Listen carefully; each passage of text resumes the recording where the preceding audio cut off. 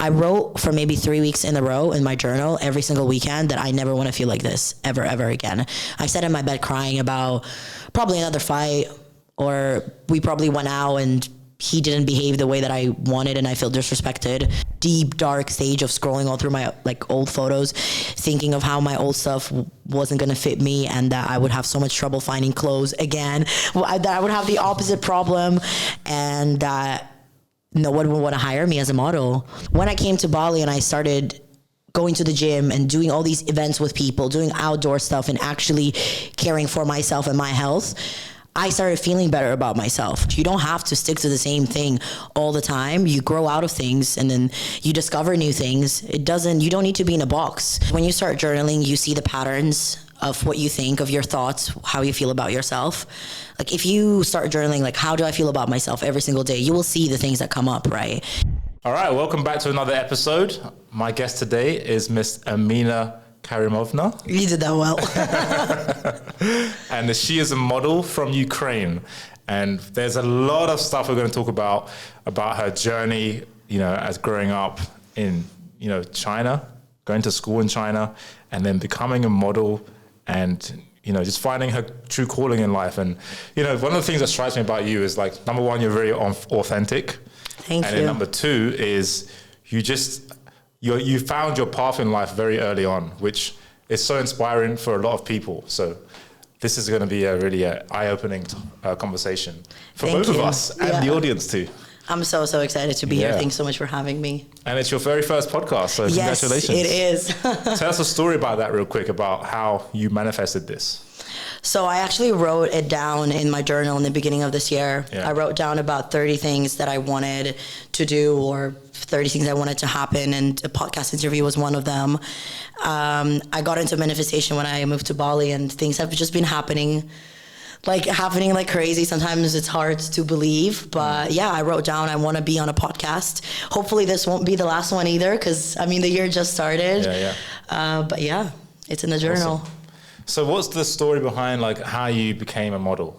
Was that just by chance, or what happened there? So it's really interesting because when I was in China, foreigners were always kids were always on TV shows or advertisements in the stores. It was so common to be a model in China as a child because they wanted the foreign face, they wanted the foreign look. I was approached when I was at lunch with my parents at a cafe. This photographer ran over and was like, "Oh my God, can I take a picture of you and your sister? You guys can become models." And we just moved to China, so it was a very weird thing. I never wanted to be a model, but okay, sure. So one of my first jobs was for Huawei. The phone company. Oh, yeah. I did an ad for them when I was 11. And then after that, I didn't really model at all. My mom didn't want to put the effort of staying in touch with all the agents and constantly doing all the castings. It's very exhausting. So never really did much until maybe I was 16 when one of my friends told me that I had a really good chance of becoming a curve model, and that she wanted to give it a shot, do a couple shoots with me and stuff. Eventually, Zaful and Shane were the two brands that I ended up doing TikTok stuff for. So modeled for them, but didn't really have much experience. They didn't pick me for any of the shoots. They said I looked too young and they just weren't sure about me. So I was like, okay, well, I don't really care. I made some money with the TikToks and video stuff. This was fun. And when I came here, I just wanted nice photos and I wanted to connect with people. So I joined a lot of Facebook groups, did a shoot, then did another shoot. Then one of my friends pushed me for a bigger shoot. And 3 months later, I had 2 agencies wanting to sign me. And it just kind of happened like that. Damn.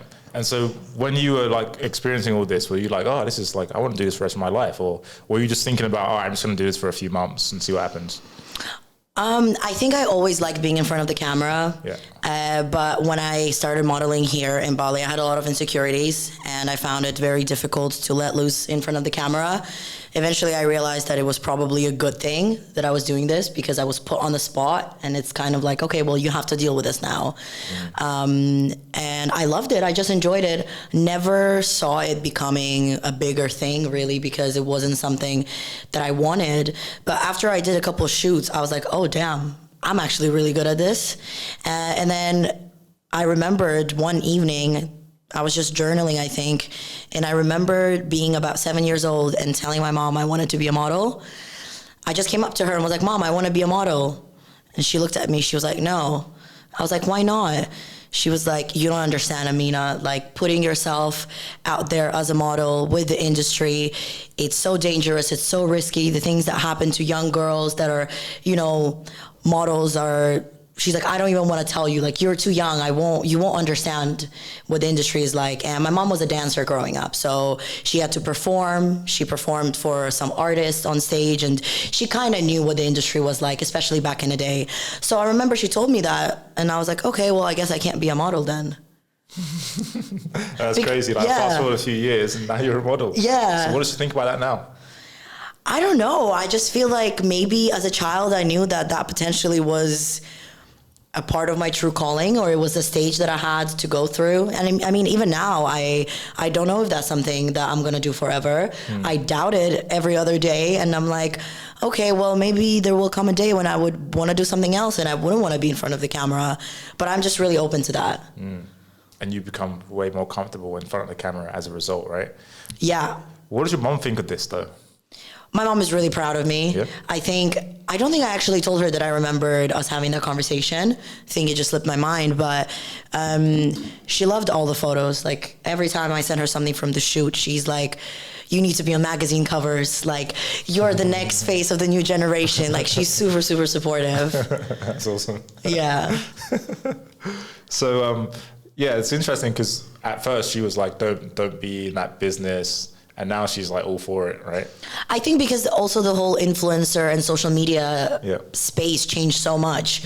I was 7 in 2007. So back then it was very different, right? We didn't have Instagram and things like that. Whereas now there's opportunity on all social media platforms. So she understands what comes with doing the type of a job that I do now. And I guess just thinking about it from her perspective, she can see the growth that this has given you. So maybe that's a factor as well. Like you've grown a lot doing this vocation. I think that's a very tricky subject because my parents I didn't have the best relationship with my parents growing up, and I still don't. It's something that we're still working on. But I think my parents still have a very different path that they see for me in terms of my body. So I'm very open about this. I'm pretty sure I've said this, but my parents very much want me to be skinny, very much want me to lose weight. It's a subject that comes up every time I'm back home. I don't think we really talk about anything else on the first day that I arrive other than the fact that I have to get fitter or that I have to look a certain way. My mom is very petite and very skinny. She's got a smaller structure compared to me. So I think my parents are a bit confused because they're happy to see what I'm doing, but I don't actually think they understand the depth of how much it means to me and what I think I do for other women. I don't think they really get that aspect of it. Whoa. What's that like, though? Like, growing up with your mom, she wants you to be skinny. Like, that must cause so much arguments and just... I can't even imagine. What's that like for you? It was very difficult. Yeah. I developed an eating disorder very early on. I think I was maybe about 14 or 15. And I didn't even know it was an eating disorder because, like, you don't know what an eating disorder is, right? I put myself on a bunch of diets when I was 14 and 15, things you find on Pinterest, things you find on Google, where you don't eat for hours, or you drink black coffee and then eat a salad and do all these crazy things. I remember going to the gym in my building at 10 p.m. instead of doing homework because I was like, I have to run 5K because otherwise, like, I can't have snacks at lunch tomorrow or things like that. And I think my parents were too harsh on me when I was a kid. I don't think they really realized the relationship with food goes so much deeper than most people think. Some people just generally have a good relationship with food and a fast metabolism. I didn't. So when I started like maturing and my body started changing, it was something that I was just picked on a lot. Like, it was bullying. I still think my parents pretty much bully me, but I've gotten a lot better at handling it, and it's one of the things that doesn't really bother me that much. but yeah, I remember doing all these crazy things and just being so insecure. I still have body dysmorphia. Like sometimes I look at my body and I'm just like, well, I don't really know what I look like because I fit my old clothes, but then in photos I don't look the same. And then in some shots I look different, but then pants 2 size smaller fit me now. So I'm like, I don't know what I look like. And yeah, I found out that I had an eating disorder when I was in psychology class my senior year, because we were going through a chapter on, we had to choose a topic that we want to go deeper into. And we were just kind of reading about eating disorders. And there was like this description box that we all had to read. And I read it and I remember thinking, oh shit, I have an eating disorder. And I asked my psychology teacher, I was like, well, how do you know, like, if you actually have this? And she was like, well, all the symptoms are on there. Like, if you experience any of these symptoms, you have an eating disorder. And I was like, oh shit. Like, so what's been happening in the last couple of years is not normal. The reasons I've been gaining weight and the reasons I've been, in such a bad relationship with food is because I've ruined my relationship with food and with my body image without even realizing it, because obviously I was a kid.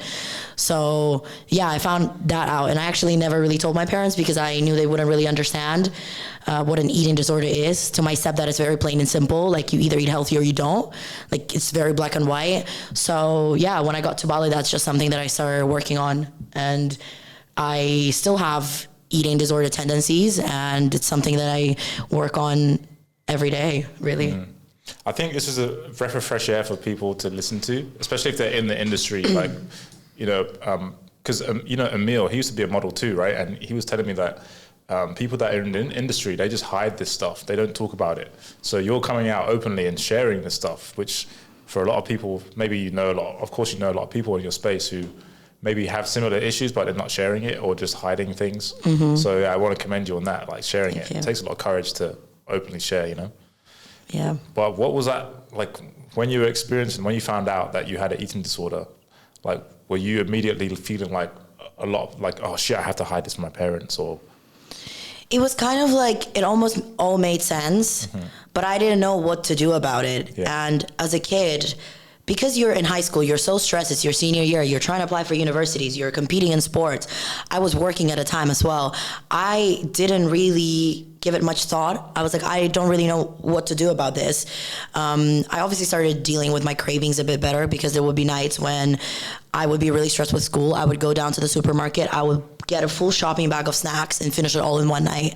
And I remember thinking, like, this can't be right. And I remember eating until I literally wanted to throw up. So what I had was a binge eating disorder. I didn't have bulimia, so I never made myself purge or throw up. But I always had that feeling. But it's like my brain was telling me that I'm still hungry and I need food. And I didn't know how to fight it. Like, I didn't know how to deal with it or how to, like, what to do about it, because my parents told me, well, if you eat less, you're going to lose weight, right? So then I was like, okay, well, if I eat food, then I'm going to gain weight. I'm eating all this food, but I'm still hungry. So, like, what do I do? And at the time I was already living alone. So I had my first apartment, or I moved out from my parents' house when I was 16. Things just ended up happening that they moved and left China. I left with them, and eventually I was like, I am not going to live. Like, I want to go back to China and finish school there, which I did. So I lived on my own, and it kind of was my own thing to deal with, because there was no one to really help me. And also I knew that they wouldn't understand. So I started watching videos on it, and a lot of women struggle with eating disorders. It's actually insane how common it is. But yeah, I didn't really understand how to deal with it and how I can tap into my subconscious until I moved to Bali, because that's when the real work started. When you say real work, what do you mean by that? Like, I really dove into self-development. When I got to Bali, I dove into spirituality as well, which I think is an amazing way to connect with yourself. And that's when I realized, okay, well, the things that we tell ourselves become true because we manifest them. And if we keep telling ourselves that when we eat, the food is going to make us gain weight, it's going to make you gain weight if that's constantly what you repeat to yourself. So I started practicing this thing where I would eat and I would repeat to myself that food is fuel. I need food to survive. Food is what gives me energy, and I can eat whatever I want. So it's the things that I have to repeat to myself, even sometimes now, because there are moments that I catch myself and I feel guilty for eating. And then it's a really bad downward spiral that you can go down if you don't really catch yourself early on or try to like tweak that. When you say guilty for eating, like, do you feel that mostly when you're around your period? Or is that all the time? No, it's all the time. It's kind of like, especially when I'm having snacks or I'm having pizza or I'm having the food that I know has a higher calorie intake or that my parents wouldn't approve of. I just hear my dad's voice in my head and I know the comments that he makes when I eat and the things that he says. So sometimes it's sometimes still in my head, even when I'm thousands and thousands of miles away. Do you think that's like a form of trauma? I definitely think it is. Yeah. And I think it still is because it's still ongoing. It's something that I haven't really had a chance to talk to my parents about, something that my mom's tried to explain to my stepdad, but he doesn't really see it. And it's hard to speak to someone about something that you feel vulnerable about when you know that they're not going to understand because they have such a fixed point of view. I tried and it didn't really work. So now whenever comments like that are made, I just let them slide or my mom steps in and I'm just really happy with myself and I'm really happy with what I do. So at the end of the day, it's like, I love my stepdad, don't get me wrong, but it's like haters. They will always have something to say and it's whether you let it get to you or you don't. Yeah, I was sitting here, I'm like, wow, that's amazing because I'm just thinking, isn't that must be annoying? Like, that must be super frustrating. Like, I don't know, for me, if that happened to me, like, I'd feel like I loved that at some level, you know, because like, they're not like trying to understand what I'm going through, just like casting judgments and stuff. Yeah, and I made a comment to my stepdad when we were away. It wasn't regarding this, but I just said, you're a very open-minded and very wise man, but you have struggled listening to other people if they have a different point of view. You need to understand that even though you think that things are supposed to be right or supposed to be this, and this way, there are people that have different opinions and that doesn't make their opinions wrong. Sometimes you just have to feel compassion and actually listen. If I'm telling you something, I don't need you to tell me your point of view when I'm trying to explain something and express something, especially when it's vulnerable and especially when you can see that I care about it. And I think it got to him a little bit, but I don't think we got to the stage of having a full conversation just yet. That's so true. I'm glad you brought that up because I actually made a video about this the other day. Like, you know, when you're sharing something vulnerable, you just want someone to listen. You don't want them to give advice or interrupt you. You just want them to listen without judgment. And that's hard for a lot of people. Like, I struggled with listening before. I mean, I'm a very fast talker. I'm a very social person. And when I got into self-development, it was kind of like, okay, what am I shit at? And I realized that I don't listen. Like, sometimes people would talk and all I could think in my head about is what I want to say next. And I was like, that's not good. Like, I owe someone to just listen and understand. So I've started doing a thing where I repeat what they say in my head sometimes, especially if it's like a long story or if I've got difficulty grasping what they're actually saying. I just repeat it in my head. And I also count to 5 before I speak, because we always have that urge to be like, oh, but like, I think this, and we want to say it. And sometimes we cut off the other person. And I used to do it all the time. And when people do it to me, it pisses me off. So I was like, if that pisses me off and I do that, we got to change that. That's not good. Do you think did you lose friends because of that? Or was it just like relationships that weren't that deep? Because the listening? Yeah, because you were doing that, interrupting and stuff back in the day. Probably. Not that I can think of straight away, but for sure, definitely.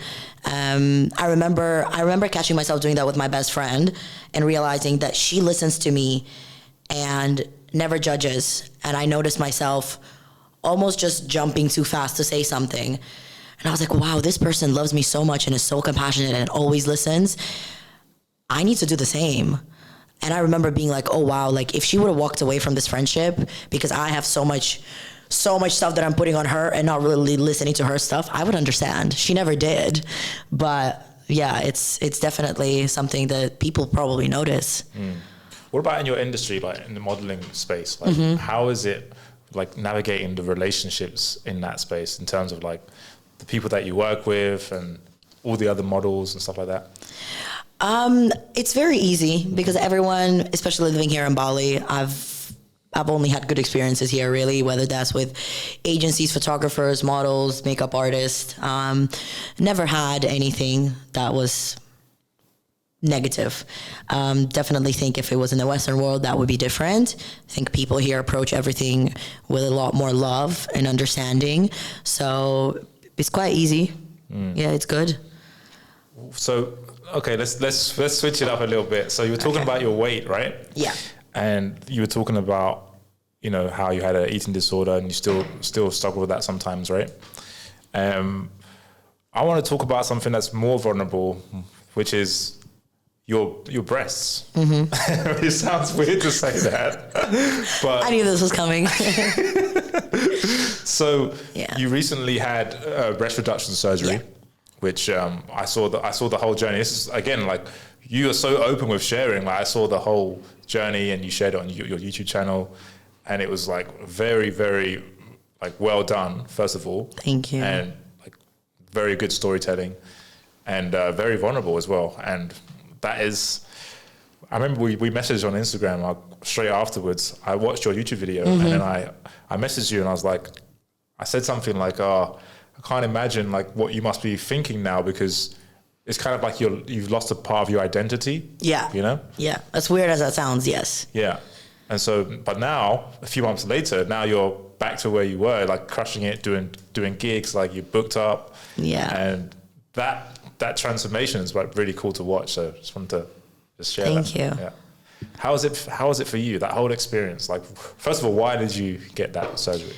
So it's something that my mom always mentioned and spoke about, just because my back was, so I never had really bad back issues compared to a lot of people. However, it was always inevitable that I was going to have back pain when I was older, because I was a Cup G, which is, I think anyone past Cup D probably struggles with back pain, especially when you're on your period or when you're doing sports. And I was very, very active in high school. So my mom was like, well, you don't really know if you're going to train your back for the rest of your life. You don't know if you're going to keep playing sports and how that's going to affect your posture, your back, like everything.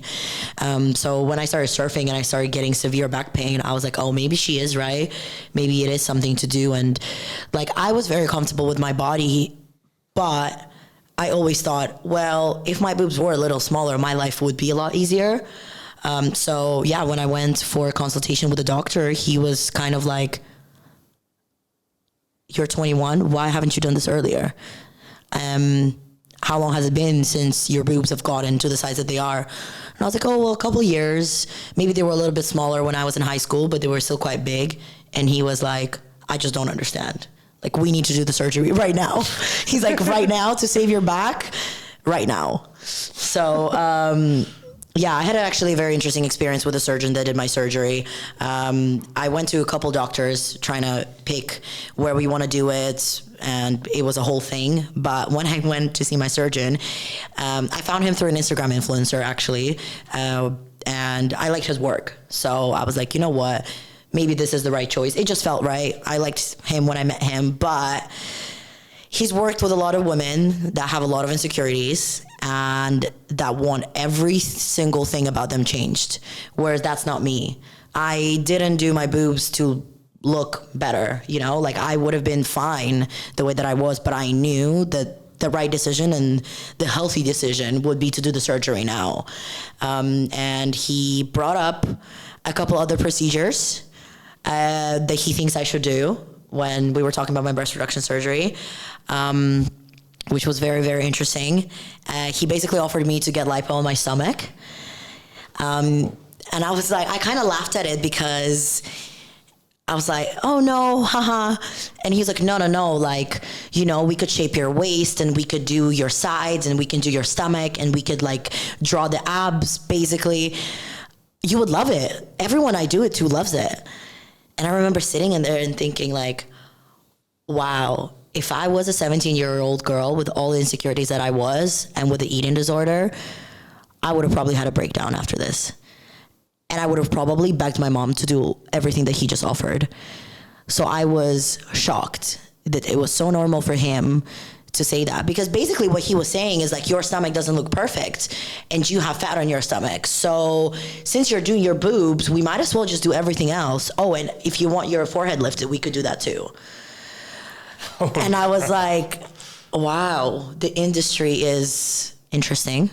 And it wasn't from oh, that's something for you to think about. You know, that's also what we do. It was like, oh, I know you're going to come back to do this. That's what he told me when I walked out of the door. And I remember saying, you will never see me after the surgery. Like, I am telling you. And he was like, they always come back. Holy crap. And I was like, wow. But then you also see the way that the culture is, you know. It's a part of the culture, looking the best that you could, and the surgery is so normalized now. And I have nothing against surgery, you know. If you want to do it. But I think as a doctor, speaking to a younger woman, you kind of need to have a bit more self-awareness about what you say and what comes out of your mouth. Because if that was my daughter that went in, I would have blown up his whole office after that. Like, how could you say that? He never asked me my age. He could tell I was young. But even if I'm 25, you know, I could still have a lot of insecurities and have trauma. I just don't think what he said was really appropriate. Absolutely, yeah. But from his perspective, because like you said, he's seeing patients who want that every day of the week. So for him, it's just, that's his normal. Like, he's like, oh, everyone, like he said to you, like everyone wants it. He just assumed. But again, this is like going back to the people skills, right? Like he wrongly assumed. And because he did that, like that could be so detrimental, so damaging to someone at that young age, you know? Yeah, definitely. And he was surprised because he asked me how much did I want to keep? And I said that I still wanted a full cup. I was asking for D at the time, and he was like, really? I was like, yeah. He's like, you're probably one of the first females that's come in here with big breasts and a bigger build that actually still wants to keep them. So that also made me realize how many women that come in here are actually just insecure about their boobs and just feel uncomfortable and they just want to get rid of them. Whereas that wasn't me. I was very comfortable with my body at the time. So I was like, no, I want to keep them. He was like, are you sure? Like, is it too much? Like, maybe we'll go smaller. And I was like, no. He did go smaller though. But yeah. Oh my God. This is so interesting to hear for the first time. Like, because I know you shared about it, but yeah. So when he shared this, were you like, what was your reaction initially? Like, as soon as he shared, like, oh, do you want to do this? You want to do this? Were you like, motherfucker? Like, what were you like? Yeah, I think I had a bit of anger inside of me because I was like, who are you to tell me what I need done? Let alone you're basically saying I'm fat, because that's what it is. And then I was like, well, I understand his side of it. This is his job. He just wants to sell his services. So I understood it. I didn't really feel too bad about it, because anytime that I'm back in Russia, you always see the way that women are and how different it is, and how like girls aren't really taught self-love. They aren't really taught self-worth. And I'm generalizing from everything I've experienced and from everything that I see, but it's very much based on your looks. Women aren't told to go get an education and get a job. They're told to go find a husband. So I understand where that urge to look perfect and to look a certain way comes from. But I definitely always feel it when I'm back. Like the way that women are, like they're very uptight. They want to be seen a certain way. They want to look the best that they can. And it's all about looks. Yeah. All about image, right? And the insecurities, I think everyone has insecurities. But especially women, because it's all about looks, right? Mm-hmm. Especially in Russia, right? In China too, everywhere. Yeah, it's everywhere. I feel like Bali was probably the first place that I came and I was like, oh, no one cares how you look. Like in terms of, yes, you still want to look nice, but you will go to the gym and you would see like, I remember it was so weird to me to come to the gym in shorts and a sport bra. I was like, oh, I need to wear a big t-shirt because my dad and my mom used to always say this thing, and it's like, if you haven't got something to show off, why would you? So it's kind of like, well, if you don't have a nice toned body and abs, why are you wearing just a sport bra and shorts kind of thing? So I never did that. And then I did in Bali, and I remember I felt uncomfortable for the first months, but then I was like, no one cared. Everyone was so supportive, and the gym was so diverse, and everyone was just trying to have a good time. And, so, yeah. It's so crazy how, like, what our parents tell us like can massively affect us. Like just one sentence. The amount of childhood trauma that's in there is like, we can go on and on and on. Like what you just said there, I'm like, wow, that's like, I've never heard that before, but I can definitely see how, you know, that would make you feel uncomfortable at Body Factory, for example, right? At the gym. And like, just from one thing that your parents told you. Yeah, definitely. Yeah. Wow, that's mad. And so going back to the surgery, right? Yeah. So wasn't there a part of you that thought, you know what, I'm not going to go with this guy because I don't like him anymore because he's judging me negatively? Or were you just like, oh, I'm just going to get this done and leave? So it was very hard to find a surgeon that had availability for the days that we wanted. And initially we were supposed to fly to a different city. I was going to stay in the hospital for a week. We were going to get an apartment until they take off my stitches so I could fly back. And when I came across him, I just told my mom, like, look, this is the easier option. I could be home in a day. The day after surgery, I get home. You don't have to be away. We don't have to fly. And price-wise, he was right where we wanted. So I didn't really spend that much time looking because I saw what he's done, his work, and I was like, it's good. The hospital was also extremely nice. My nurse was the sweetest lady ever. Like, honestly, I felt so good after the surgery. So I'm still glad that's the choice that I made. I did get lipo on my side. So right before surgery, he offered to do lipo right here because he says that like this space stays. And then he said something about the side as well. Yeah. And my mom was like, it's your choice. Like, you decide whatever you want to do.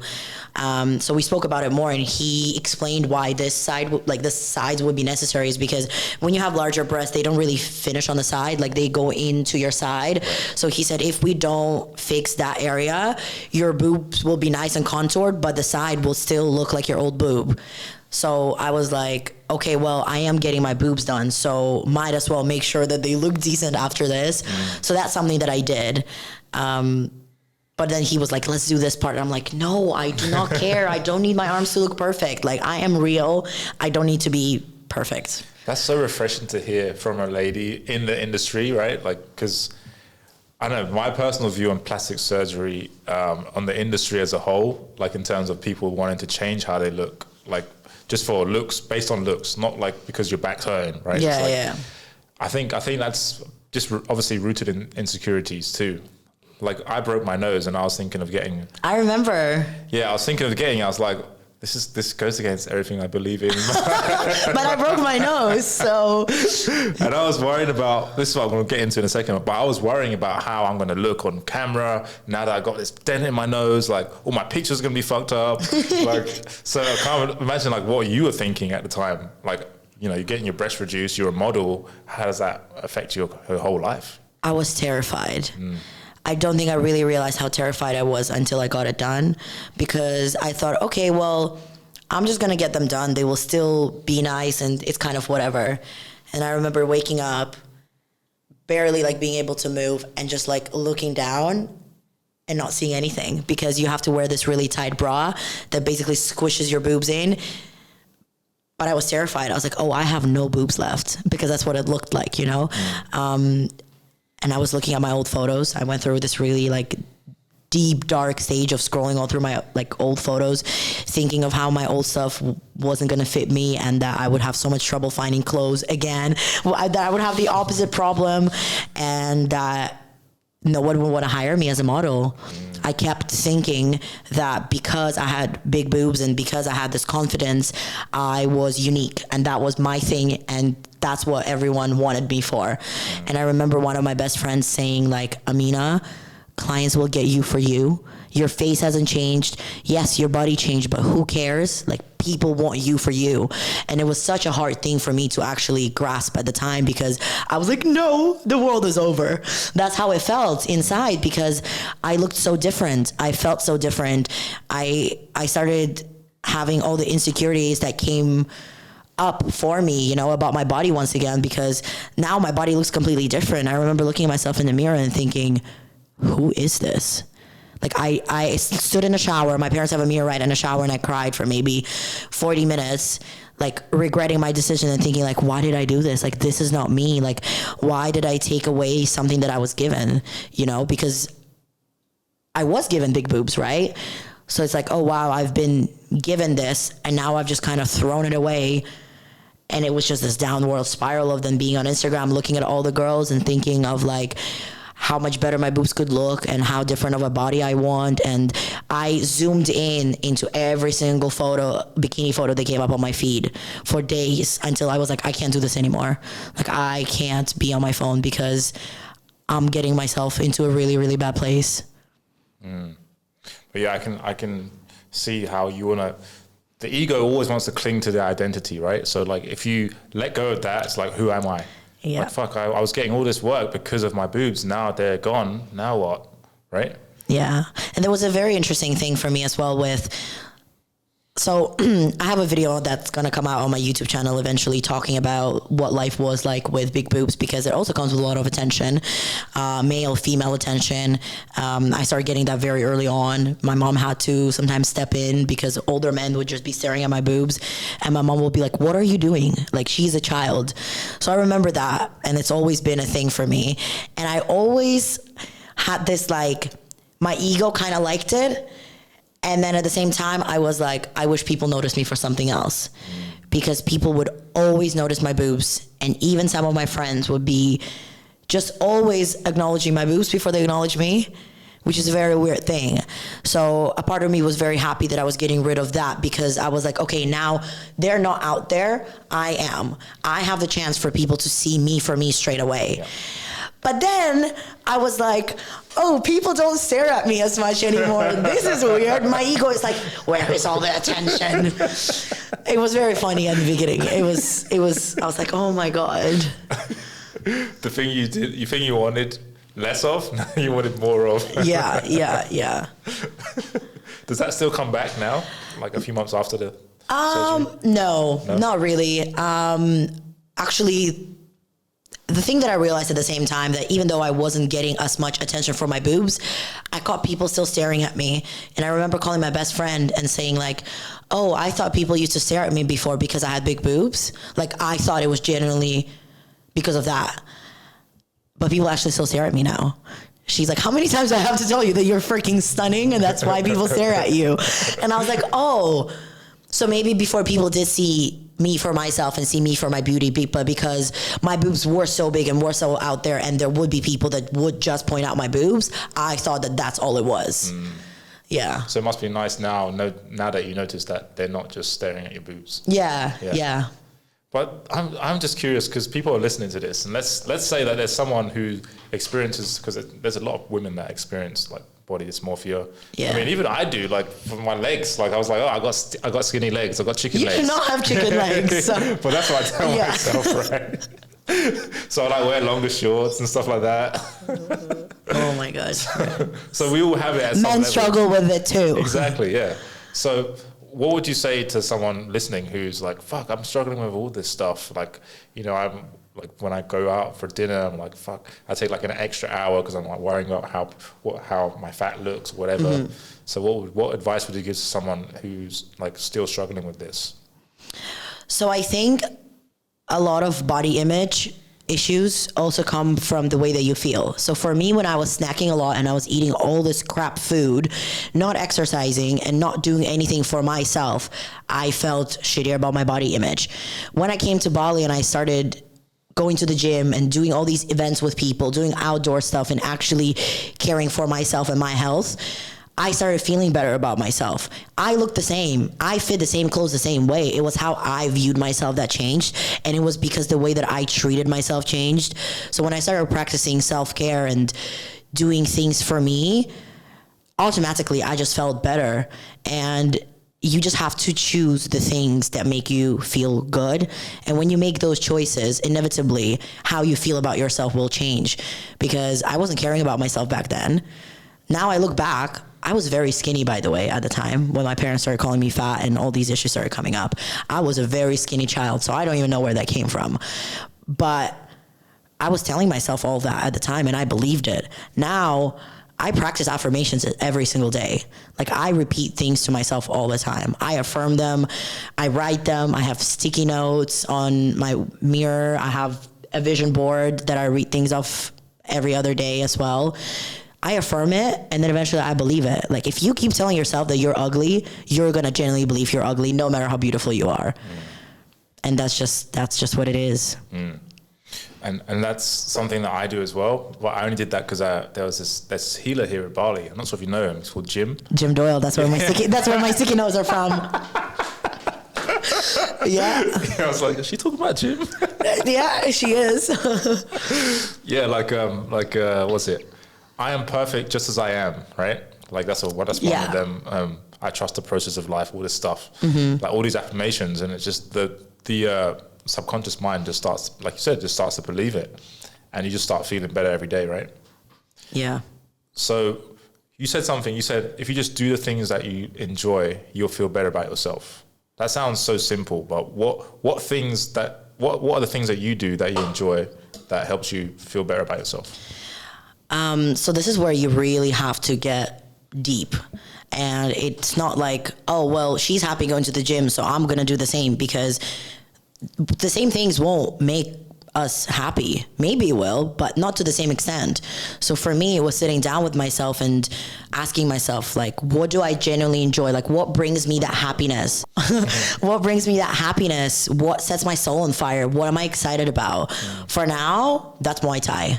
Like, I love Muay Thai so much. Like I love hitting the pads. I've recently also gotten into weightlifting, something that I've always did here and there, but now I'm actually focusing on getting stronger and actually lifting. Before that was dancing.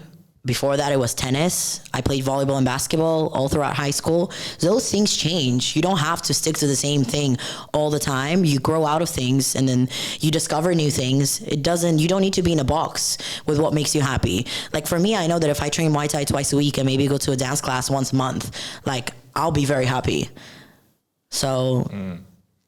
But how does that, I mean, I'm aware that changes like your emotional state for the time being, but then how do you, I guess the question is, how do you stop just enjoying the dopamine hits of the negative emotions? Like, how can you stop like staying in that rut, so to speak, you know? I think the best way to do that is to start journaling, because when you start journaling, you see the patterns of what you think, of your thoughts, how you feel about yourself. Like if you start journaling, like how do I feel about myself every single day, you will see the things that come up, right? And you will see the insecurities and the issues. And then you can't fix the whole thing right away. This is what I believed before as well, because my dad told me that being fit came from eating healthy. So I believed that I had to eat salads 100% of the time to be classified as healthy. I believe that to become something, you have to go all in, where it starts from the smallest little habits. When I tried to have a perfect morning routine, train at the gym and also work, it didn't work. It didn't work for months until I started implementing the smallest little things. Like we really want to change when we're in that rut. Like if you get deep into that rut, you will ask yourself, okay, like, what can I do to change this? Like, how can I change this? And it's the little things. You could start by waking up earlier and just having more time to yourself, spending time with yourself. For me right now, mornings are me time. Like, I don't work in the mornings. Very rarely will I answer an email or a message in the morning. And then it's like, okay, well, now I'm good at waking up early. That makes me feel good. What's another little thing that I could add into that routine or into my schedule that would make me feel better? Okay, maybe I'll try dance class once a week. And you might still go into that rut, but by doing those little things, eventually you will start feeling better and better. It's a compound effect. What was the time where you felt like you were putting others first rather than yourself? Because now you're putting yourself first, which is why everyone can see like you're feeling good about yourself, you love yourself. But was there a time when you were putting everyone else first? I think so. Probably in high school, you kind of do everything to please others. You know, it comes from wanting to please teachers, so they grade your tests better and aren't assholes. Then you want to please your parents because you're living in the same household and you don't want to get into arguments. I think people pleasing is just very normal as a child. I would say the biggest thing for me was when I was in, let's call it a relationship. That probably was the turning point for me. So far in 21 years, I would say that's the biggest switch that happened for me with that's when I started putting myself first, after getting out of that and looking back and realizing, oh wow, like you don't put yourself first at all. That's bad. Now I'm like, no matter what, I come first. And call that selfish, call that whatever you want. I know when I put myself first, everything around me works out. And everything happens the way it's supposed to. Like, I am happiest when I put myself first. And you've only learned that through doing that, right? Like through putting yourself first. Yeah. Because you can't read a book about it and be like, yeah, like, I should put myself first. Like, and it feels selfish sometimes. But it's only, like you said, when you do it, that you're like, oh, because again, I believe in manifestation and spirituality on all these things, right? So you attract what you feel inside. So when I started putting myself first and it felt really good, I feel like that reflected onto my outside world. That's when things really started to change. I started getting opportunities. I started meeting amazing people. I started connecting with people. But I would always go back to myself and be with myself. That's something that, like, it's not like a book that I could put on the shelf and forget about it. Every single day, that's what comes first, me. And when you were in that relationship, did you feel like a part of you was lost in that relationship? Yes. So throughout that whole relationship, I think I was just confused and lost. Let's put it that way. But it's actually that relationship was what helped me unpack a lot of my childhood trauma. Because I stayed in something that I shouldn't have stayed in for too long. Yep. Now I look back and it's probably the best thing I've done was to stay in that, because now I learned so much from that situation. I still look back and almost every single day I would do something and I would think I wouldn't do this now or think this way if it wasn't for that person that I stayed with for too long. What was the question? Yeah, so did you feel like you lost yourself? Yeah. Because I was putting them first. Yeah. It was constantly putting them first, trying to please them, trying to make sure that this works, walking on eggshells to make sure to say the right things, to make sure that this works, because I really cared. I really wanted it to work, and I thought for it to work, I needed to sacrifice my own needs and my own wants. And that's not how it works. That's really not how it works. And it took a very long time for me to realize. I remember sitting with myself and thinking like, wow, this is so fucked up. Why am I still in this? What's making me stay here?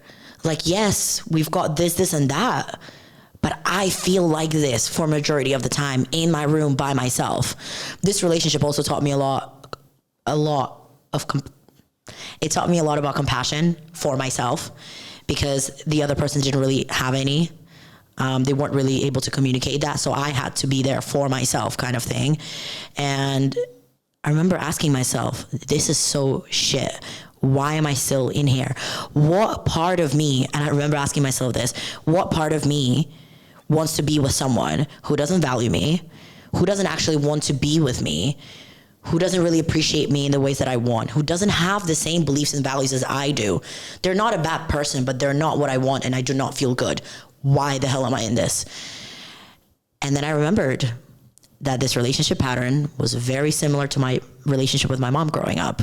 It was constant pull and pull, and it just... Push and pull, you mean? Push and pull, sorry. And it was like, now it all makes sense. I'm used to someone telling me they love me and then being rude to me, yelling at me and leaving, and then coming back and be like, oh, but I love you and I appreciate you. Because that's what my mom did. My mom wasn't very affectionate or very loving with me growing up. And that's what I craved as a child. And I don't think she understood that. She tried to take me to classes and get me new clothes and do all these other things that I didn't really care about. I cared about like quality time and affection. So she wasn't really there in those ways, and he was the same. So I was like, oh, I'm just repeating my old pattern. And I was like, whoa. And since then, it was like, okay, let's go deeper, because there must be more in this. So what does that look like, though? Because first of all, you got the awareness, right? Yeah. Okay, I'm playing out this pattern similar to my mom. I didn't leave when I realized that either. Yeah. I still stayed. Yeah. Why did you stay? Because it was too familiar. It was scary to give that up. And because we've developed a very beautiful friendship at the time, I knew that by me ending this and for us to go separate ways meant that we weren't going to be friends. And that was a very wild concept for me at the time because our friend groups have intertwined. Our social life was intertwined. We live on an island. It's a very small space. So it was very scary to take that jump off the cliff. And it wasn't a jump straight away. I'm not going to sit here and say like, oh, I walked away because I was strong enough to. I wasn't. I begged for him to take me back. I wanted to make it work, even though I knew that this was never going to work. It was a lot of pain that made me realize that I can't let myself do this. I wrote for maybe 3 weeks in a row in my journal every single weekend that I never want to feel like this ever, ever again. I sat in my bed crying about probably another fight, or we probably went out and he didn't behave the way that I wanted and I felt disrespected. I would go home cry and write down like, I never want to feel like this again. I never want to feel like this again. Why am I putting myself in this situation again? And I remember the third week that I wrote that, I was like, you're fucking dumb at this point because you are going back to the same thing again and you're feeling all the same emotions and they make you feel like shit. So eventually I had a very long crying session and I was like, okay, now is the time to get your shit together. Figure out what it is that you need to do to get yourself out of this. I don't care what it is. I'll do any of it to get rid of this pain. I was like, I need this out of me. I want to be out of this. I want to be over this. Like, I need to do some healing, some meditation, like self-development, whatever it is. I was like, sign me up. Like, I was ready for anything because I felt so much pain and I never wanted to feel that pain again. I just felt like I was in pieces. So I got into self-development. Jay Shetty got me out of my rut. Awesome. Yeah. And it just became, okay, I really like what he's saying. This makes a lot of sense. Let me go on Google and see anyone else that's associated with him or that is on a platform that's similar. So I started listening to more podcasts. I started reading books. I started going through books because I was like, oh, relationship patterns are a thing, childhood trauma, da-da-da-da-da. And it started being like this big, big map that I was like, oh, this makes sense now. Let me connect these dots. And I just got so excited about it because I started not only learning about myself, but learning about relationships and people and just, yeah, the whole spectrum of self-development. And I was like, I want more. Give me more. That's awesome. So you got obsessed with like figuring out why you were attracted to this person and trying to figure out, like, trying to heal the pattern, right? Yeah.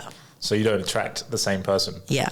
And so this is a fascinating topic for myself also because I can relate to what you're saying. I had a relationship very similar to that where it's like I was going back to her even though I knew it wasn't going to work out only because it was so familiar. And it's just easier to go with what's familiar even though it hurts you rather than going to something that's unknown because the unknown's scary. Why didn't it work out? What was the case in your situation? There was no emotional connection. Like she was just super hot, but there was like... That's, yeah, I can relate.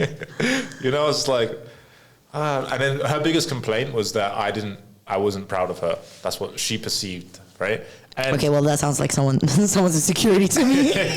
yeah. But there was actually truth in it. Like I was proud of her in some regards, but not like, oh, that's my lady. You know, not to an extent that she wanted. Yeah, yeah. And which is fair, you know, like I think we need to speak more about the fact that there are no bad people in this world. No.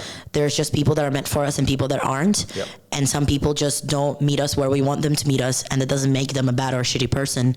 They're just not there. And that's totally okay. Yeah, thanks for saying that because the I'm not enough story, I believe that everyone has it to some degree, like some people more than others, based on what they've been through. But for sure, like she felt like she actually voiced it too. She was like, oh, I don't feel like I'm enough for you. And of course that's partly to do with her stuff. But yeah, it's like because I think in relationships, it's normal to feel like you're not enough if you break up. It's like, fuck, I wasn't good enough for that person. Yeah. Like that's just a normal reaction. I think that must be one of the first things that probably crosses everyone's mind. Yeah. But I don't know, do you think that's the truth? Like you weren't good enough for that person. Do you believe that's true? I don't think good enough is the right thing to say. Mm-hmm. I think you might have just not been the right person. Mm-hmm. Because you could be everything that you want to be. And inside you can be very happy, but you could meet someone who's the same, but what they want isn't you. Like they just want something different. And this came up for me in my relationship as well. Like after things ended, I heard a conversation and things that I shouldn't have heard per se, but I've heard what he said that he didn't like about me. And it was all the things that I fucking love about myself. Really? So I was like, that felt good. I didn't feel offended at the time. He said I was too outspoken. He said that it was a lot of things, but it was all the things that I loved about myself. So I was like, you're not going to love them. I love them and someone else will, which is completely fine. And that doesn't make him, again, a shitty person. It's just not what he wants for himself. And that's fair. Yeah. And okay, it comes down to self-worth, right? Because the fact that you love those things about yourself is what gave you the strength to, well, in part, like gave you the strength to leave him, right? Well, I'm not going to lie. And I also did like go back, and the words that he said were replaying in my head for quite a bit. And I was like, am I too outspoken? Am I too loud? But it gave me an opportunity to look inwards again from a very self-aware point of view and be like, okay, we know that we love this about ourselves, but how are we fully satisfied? Like, how could we be better in that aspect?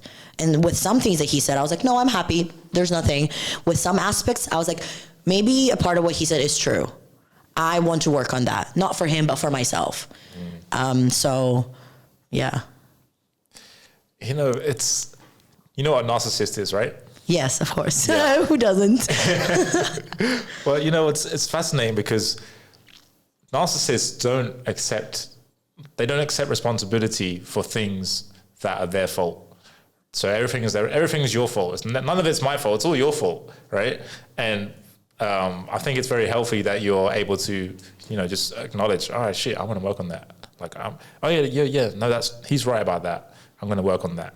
And that takes a lot of self-awareness and humility, you know? Thank you. Yeah. I heard it in a book, you know, I read a book and it basically said that no matter what the situation is, even if it's not your fault, if you've had an argument or something happened to you, in front of you, with you, for you, you never have to blame yourself, but you can always ask yourself, if this were to happen again, what could I change? What would I want to change? Because sometimes we have miscommunication and arguments with people, and sometimes they fully misunderstand what we say, and we can be like, well, I said this, you misunderstood this. But they still misunderstood, and you played a part in it because you were in the situation. So you could just look inwards and think, okay, I think I communicated well, but they misunderstood. Maybe next time I can make more of an effort to make sure that they get exactly what I mean. And it's just that 1%, like, just how can I be 1% better in this situation or in how I handle things? Yeah, so self-love, ladies and gentlemen, self-love is the key. And I wanted to mention this because it was on my mind when I was thinking about the podcast. So we talked about happiness and feeling good and all of these things, and you know how people sometimes never have enough? They're always looking for that next thing that they want or that makes them happy. I think I've mastered happiness. I don't look for things to like make me happy. Like, I always find happiness within me, and I sit there thinking, where does that come from? And it actually goes back to my body image, because when I was telling myself when I was younger, oh, you're fat, you're ugly, you're all of these things, I look back at photos now and I'm like, oh, wow, you were tiny. Like, you were so tiny and you fully believed this whole different thing. So then now I look back at photos, I'm like, oh, wow. So I looked good then. I didn't realize it. Now I still look good, but I felt shit in between because I believed that story, right, that I told myself. So I was like, okay, I look like shit. I need to change this. I need to change this. I need to change this. I never felt good because there was that story that I told myself. So I remember thinking like, oh, wow. So this whole time I could have been happy, giving myself compliments because I looked good. I just didn't believe it. So I was like, oh, so you could have a good thing and not realize it and just kind of go about your day. And that could be with anything. Like, if we don't appreciate anything and we kind of like just leave it there, we just forget about it. So gratitude and being thankful for the smallest things puts you in the present and makes you realize how much you have. And it's only when I looked back at the photos, I was like, oh, why was I so hard on myself this whole time? Like, I was just unhappy, where I could have just been appreciative of what I had at a time, even if I wasn't satisfied with it, even if I wanted to work on it. Does that make sense? It makes sense, but then I'm just filtering what you're saying through what I hear a lot of people say when they hear this stuff. Is like, they're like, because I've been working with health coaching, right? Like clients who hate their body, stuff like that. And the biggest thing they say is like, why? I had one client, he said, why would I put the good food in my body if I hate myself? So basically, when he looks at himself in the mirror, he doesn't like how he looks, right? So why would he? So he's thinking that every day. He's like, fuck, I hate my body. That's the recurring thought, right? So how can you enjoy your body even if you don't like it? Like, because of everything. This is where you have to pick the smallest things apart, right? It's like, okay, let's say I hate my body. Well, am I able to walk? Yes. Can I see? Yes. Can I lift my arms up to pick a book off the shelf? Yes. There's people that can't. And so it comes down to picking up the smallest things that you have to like, or that they were given to you, you know? Like, yeah, you might not like how your body looks, but are you able to walk every single day, whether that's to the toilet or to the store, or just do things that you enjoy? Yes. So, okay, your body is doing something for you. It lets you live. You're alive because your body is. So it's just going really, really into the smallest things. Sometimes I write, you know what I wrote this morning in my journal? I wrote, today I'm grateful for my body and my sore legs, because that means I'm able to do the things that I enjoy.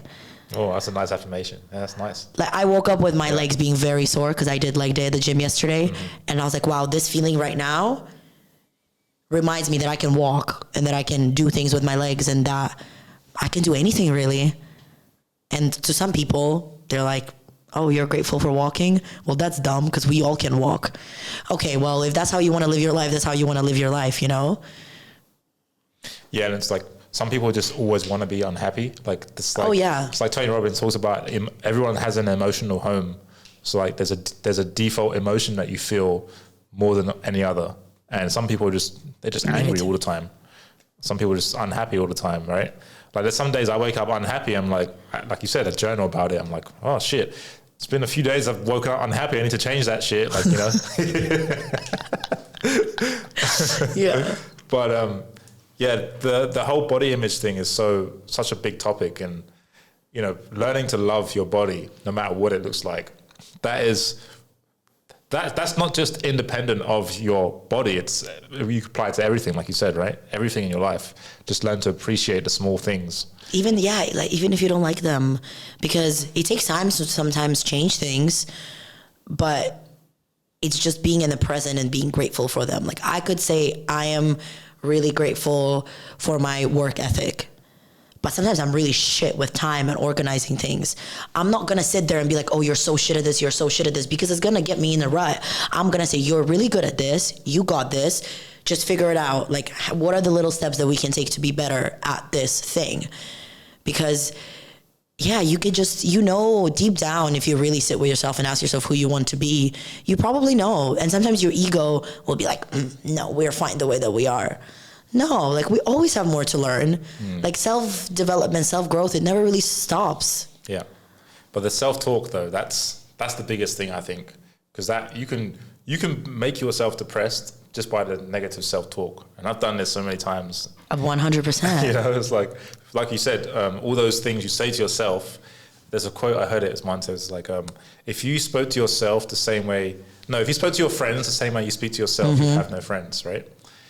And that is, I mean, it's so true, but it's not so easy to change that. You have to do it through conscious repetition every day, right? You do. And I think for me, the power of subconscious mind was what did it for me. It was mind blowing. Yeah.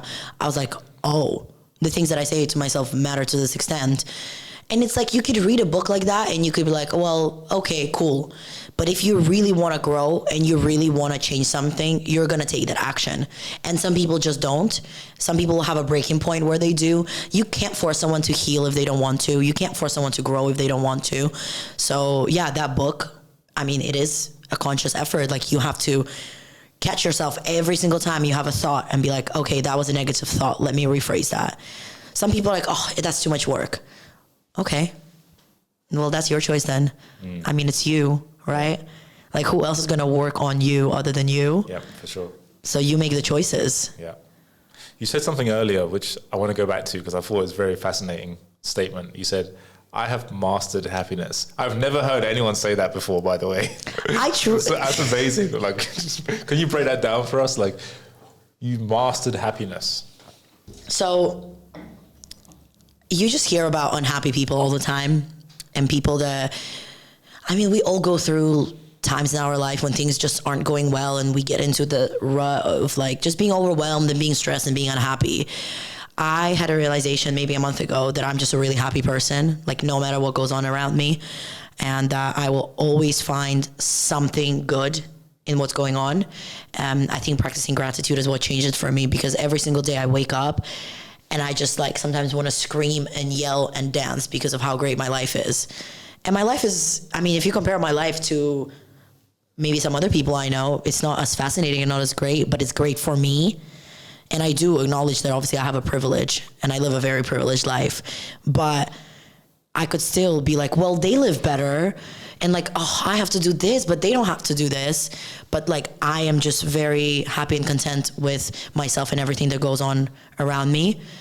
It's very, very difficult for me to actually just be sad, because the littlest things that I have in my life, like the ability to walk, like the ability to see, are good enough to make me happy. Like waking up today, I saw the most stunning sunrise. And I thought to myself, like, what would my life be if I couldn't see, right? So it's like, okay, well, I don't care if I have all these superficial things and all that other stuff, because like I still have myself. Like if I'm happy with me, no matter what's going on, I can find a way to make myself feel good and feel happy. And then the byproduct of that is that all of the material things and stuff, they will come as a result of the vibration. Yes. To be honest, it's true. Yeah. And it's sometimes hard to explain to people. When I went to London, it was very weird to have these conversations with my friends, because they're like, oh, she must be a little cuckoo. But I'm like, no, I truly believe in magic. I actually believe in magic, because everything that's happened in my life has been magic. I very openly admit that I haven't worked very hard for what I have, because I really haven't. Now I'm starting to work harder because there's more things that I want to achieve. But when I first got to Bali and people were seeing me traveling and doing all these things, I barely had a job. I was barely making any money. I was just focusing on what makes me happy. I was like, if I have $200 left in my bank account, but that means I can go away on a trip on the weekend that will make me feel better, I'll do that. And eventually, because you're doing things for you and you're working on that inner self, on your soul, whatever you want to call that, everything around you changes. You start attracting things, you start meeting people. Like it's incredible how the outer world changes when the inner world changes, when you work on it. Yeah. But you have to do the work on it. You have to. Yeah. And you don't stop. Yeah. It's a really funny thing with self-development. Sometimes I just want to have like a quiet minute to myself, but my brain goes into like questioning mode. Okay, why did you just pick up that the way that you did? Like, did you just have that thought? Why is that thought? Was it your ego, or was that da-da-da?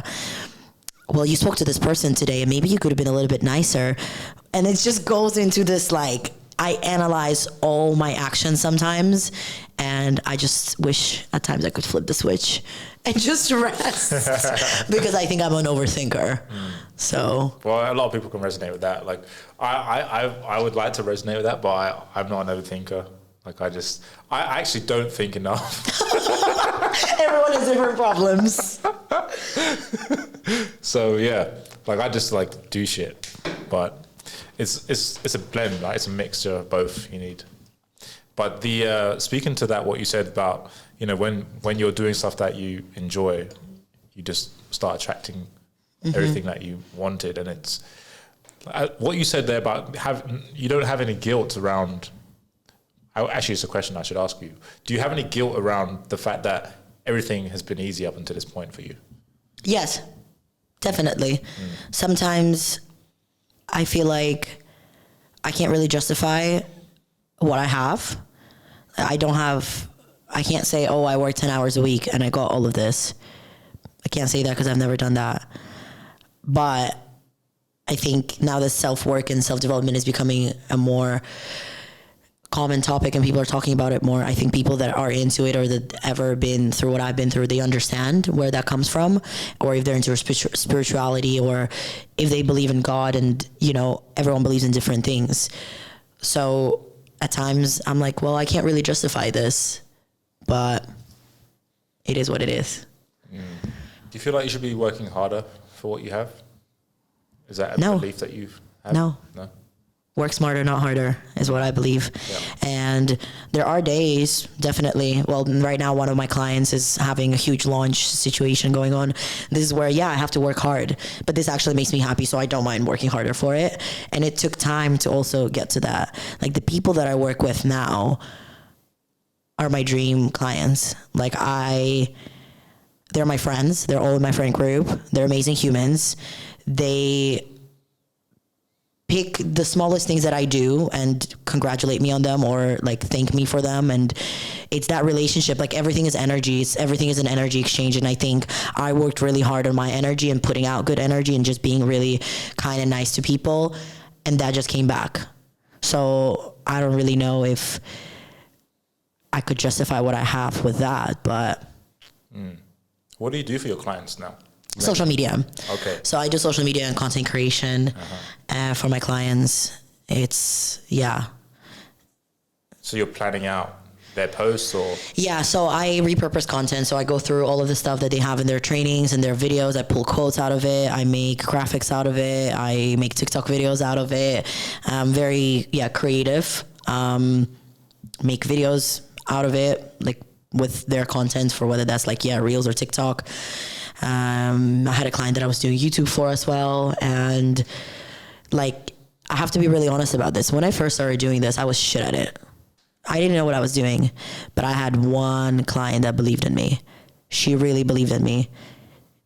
She was so happy about everything that I did that I was confused. I was like, why is she so happy about these things? I have no idea what I'm doing. Like, I literally have no idea what I'm doing, and I'm sure it could look better because someone can make it look better.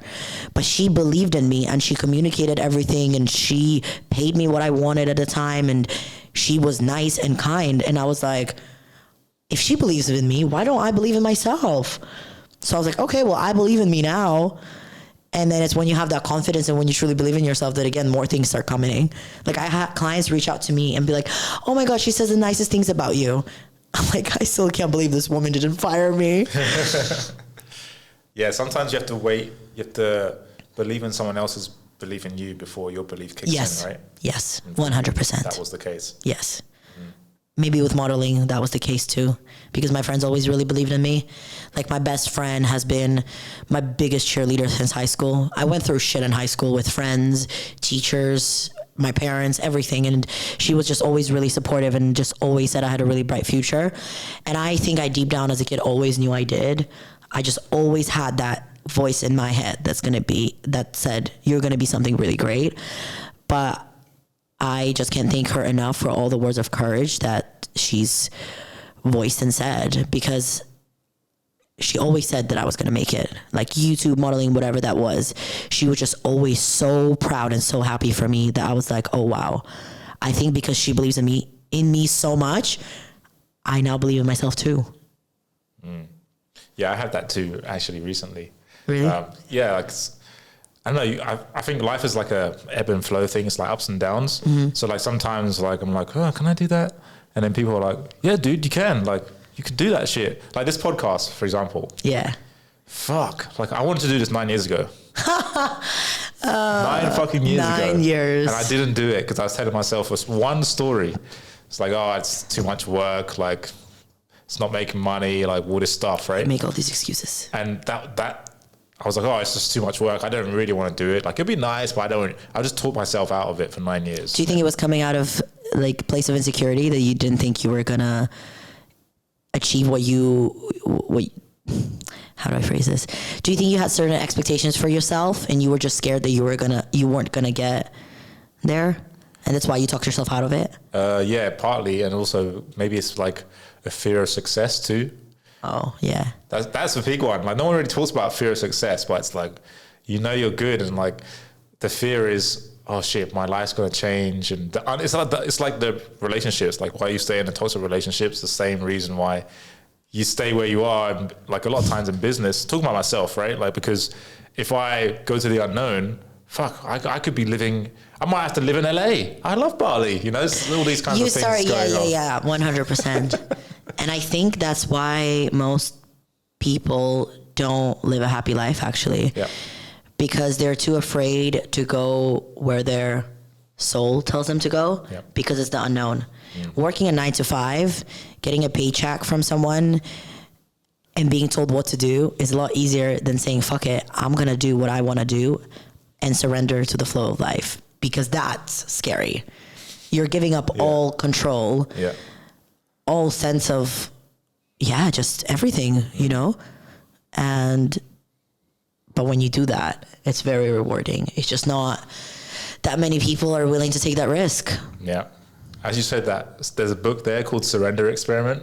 Have you read that? No. Michael Singer? No, not yet. Yeah, I'll so add that to my book's list. all about what you just said, the surrender to the flow of life. Like, he was a yogi and then basically like broke yogi, builds $100 million company, and all because he just surrendered to everything, like absolutely everything. Surrender is probably one of the most beautiful things. I have it tattooed on my rib. I got it tattooed before I left Bali because it took me a lot to get over that relationship and really like heal myself and really go inwards. But once I did, and I was, you know, finally happy and just working on me and doing all the things I love and enjoy and connecting with myself, I started surrendering more. And I was like, oh, I don't have to work hard for things and have this attachment to things and always have to be in control. As a woman, I think our power is the feminine energy that we have, the intuition, the love, the compassion, like all these qualities that make me a woman are what gives me power. And I think surrendering is beautiful, because when you really do and you let go of the control, amazing things come to you. And it's a very hard concept because I'm a control freak. I have a lot of masculine energy in me, and one of the top qualities is control, but it's something that I've been actively working on to let go of, because I realized if I surrender, things just come because I maintain my high vibration, and then everything around me, just the puzzles come together. Yeah, that's beautiful. Beautifully said. And yeah, surrender is hard for me too. Like, because I'm just like, obviously I'm masculine. Like, I just want to fucking, no, I fucking want to control it. Like, you got to do it this way. Yeah. And it's like the attachment as well. Like, the attachment to goals is actually what makes you stay where you are and not achieve the goal, you know? So, attachment is a very interesting thing, isn't it? Yes. Like, we were talking earlier about your identity, right? Like, you had the attachment, but you eventually let it go. And so what was that process like of letting go of your identity? So what really helped me with that is one of my friends, do you know Matilda? No, I don't think so. So she did a podcast and I heard a snippet of it, but she had a buzz cut for the longest time. She has a lot of tattoos. She had a buzz cut. It looked so hot on her. She looked amazing. Never really asked her why she cut her hair, but on the podcast, she said that she was growing her hair out. And I was so confused. I was like, why is she growing her hair out? Like, everyone compliments her on her haircut. And she said, it's now become a part of my identity, so I have to get rid of it. So what she said is that every time she feels like she's gotten too attached to a part of her identity, she tries to change it. So with her hair, she was like, I got used to having long hair. I got too comfortable, and I don't want to ever be too comfortable. So now I'm going to grow my hair out because that's how I put myself into the uncomfortable. And I was like, oh, that's really interesting, because in every uncomfortable situation, there's growth. So I remember crying about doing my surgery and just feeling like shit about it and thinking, I'm pretty sure I'm going to feel like a strong bitch once this stage is over. I'm going to feel really, really strong once this is done. And it brought up a lot of insecurities for me, the surgery. It wasn't just, oh, how do I look? It was like, am I going to have the jobs? Do I have the confidence to do the work that I do? Do I have the confidence to show up in the ways that I did before? Because my confidence shouldn't depend on the part of my body, right? It's an inner thing. So I was like, oh, okay, maybe you're not that good at that, but you thought you were. So let's put more work towards that. It was always, it was also a lot with my body. I was like, now that my boobs are gone, my proportions don't look the same. Now my boobs don't cover this and this part of my body. Now I have to wear different clothes. Will they look the same? And it was like all coming back to the same thing, body image. Like no matter what I could be stripped away from, it can't affect how I feel about myself, you know? So I was like, okay, it's just more work. It's just more affirmations and more work and more self-acceptance. And that's how you got out of... Yeah. That's how you let go of your old identity. Yeah. First shoot was definitely very, very weird for me because it was just so different. But I was like, you're still freaking good at this. Like, you're still amazing at everything that you do. Even if you feel unsure or you are taking longer in front of the camera to pose, it's fine. You can communicate that. I told the photographer, I was like, I'm sorry, I'm still getting back into, the hang of things. Like, would you mind just giving me a minute? I'm very open to say how I feel. And I think some people sometimes get surprised by it, but a lot of people understand. They're like, oh, you just communicated that. Like, thank you. And thank you for saying that. Yes, of course, you can have your minute. And every once in a while, you'll have people that don't understand. And that's where you just have to ignore it. But that's very healthy, though, like communicating your needs. That's something that, did it come easy for you to communicate your needs? No, because my mom never listened. Communicating my needs was never easy because when you're talking to a wall that doesn't listen to you, eventually you get tired of saying how you feel. Yeah. And I repeated the same pattern in the relationship that I was in. I was constantly talking about how I feel, never hearing anything back. He had about 0.1% capacity of communicating feelings, whereas I was a wide open book because I cared that much. So I kept talking, and eventually I was like, who am I explaining my feelings to? Because nobody's listening. And then that's also when I had the realization of sometimes you have to voice your feelings without any expectations. Sometimes you have to say how you feel, not for someone to understand you, not for someone to say, oh, I'm sorry, not to seek compassion, seek understanding. It's for yourself. Because when I voice how I feel, I know I've put it on the table. I know I've made it clear what I want and what I need, and it's up to you how you handle that. And if you don't handle it the way that I would expect you to, I can also say, hey, I wish you would have handled it this way. And if you don't, that's when I walk away.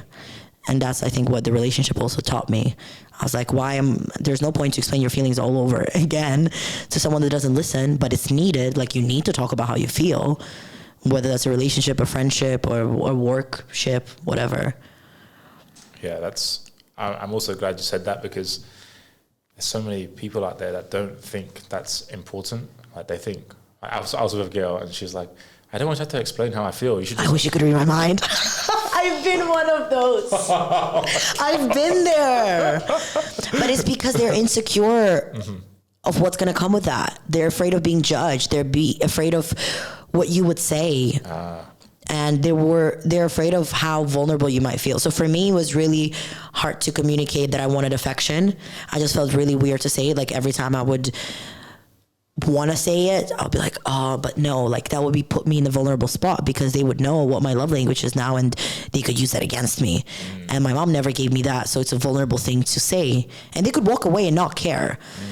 But this is where you have to be so comfortable with that thing that you don't care how someone is going to react to it. Yeah, and that's actually hard for me because I was told this by a tarot card reader here in Bali. She's like, you're an empath. And so I knew you were. Yeah? Yeah, as soon as you said, I met someone who's very similar to you not long ago, and you said something in the beginning. I think it was about, I don't remember what it was, but I was like, I think he's an empath. Yeah, it's like, for example, I have one of my ex-girlfriends. We had a conversation recently, and 5 years on, right, since breaking up, I broke up with her. she said that she's still finding it hard to like just fully love someone else because she still loves me. Well, she's not in love with me, but you know, she's just finding it hard to like fully move on. That's such a vulnerable thing to say. To me. You know, that's such a big thing for her to say, to like actually admit it. Yeah, because I guess it's been 5 years, so she's feeling that pain over that course of time. Next day, I had a panic attack. Because I'm like I feel so bad, so guilty. Like, fuck, because if I didn't break up with her, she wouldn't feel like this. I was just taking so much responsibility for how she felt. Onto you. And I went to gym that day because I had the worst panic attack. I literally felt like I was dying. I was Googling like irregular heartbeat and shit like that. And then he was just like, man, you're responsible only for yourself, you know? Like you tell someone how you feel and you're not responsible for their reaction. Like it's, like you said, it's for you. It's not for them. What I would like to say about that as well is I think what a lot of people forget, because I think that sentence is said a lot, right? Nowadays, like you are only responsible for you and how someone understands you is up to them. I think an important thing to remember is to still approach everything with love, not be like, this is how I feel. I'm going to break up with you because blah, blah, blah. And don't care about how they take it.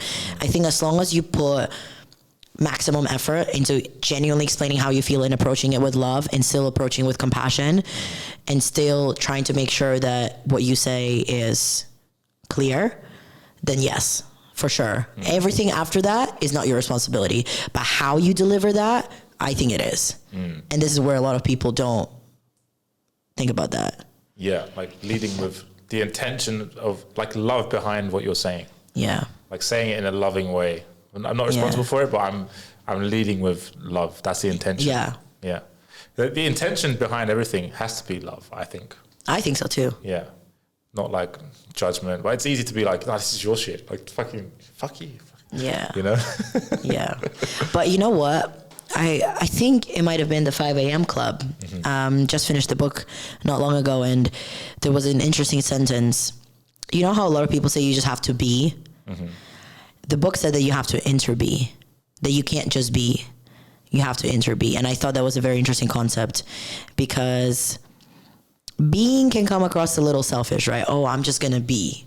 I am me and I don't care about anything else. Interbe is where you care about what's around you.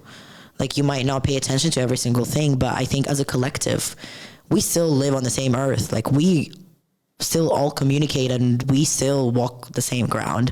So I think it's so important to keep other people in mind whenever you do anything, and not where you're afraid of judgment and what other people might say. But again, like just coming from a place of love and always thinking of how your actions might affect other people. And you can't always prevent every single thing, but if you approach it with that mindset, I think it's the most that you could do. Absolutely. And just being like self-aware about how you're showing up. Yeah. You know, and taking responsibility for that too. Yeah. So what are you most proud of in your life so far, would you say?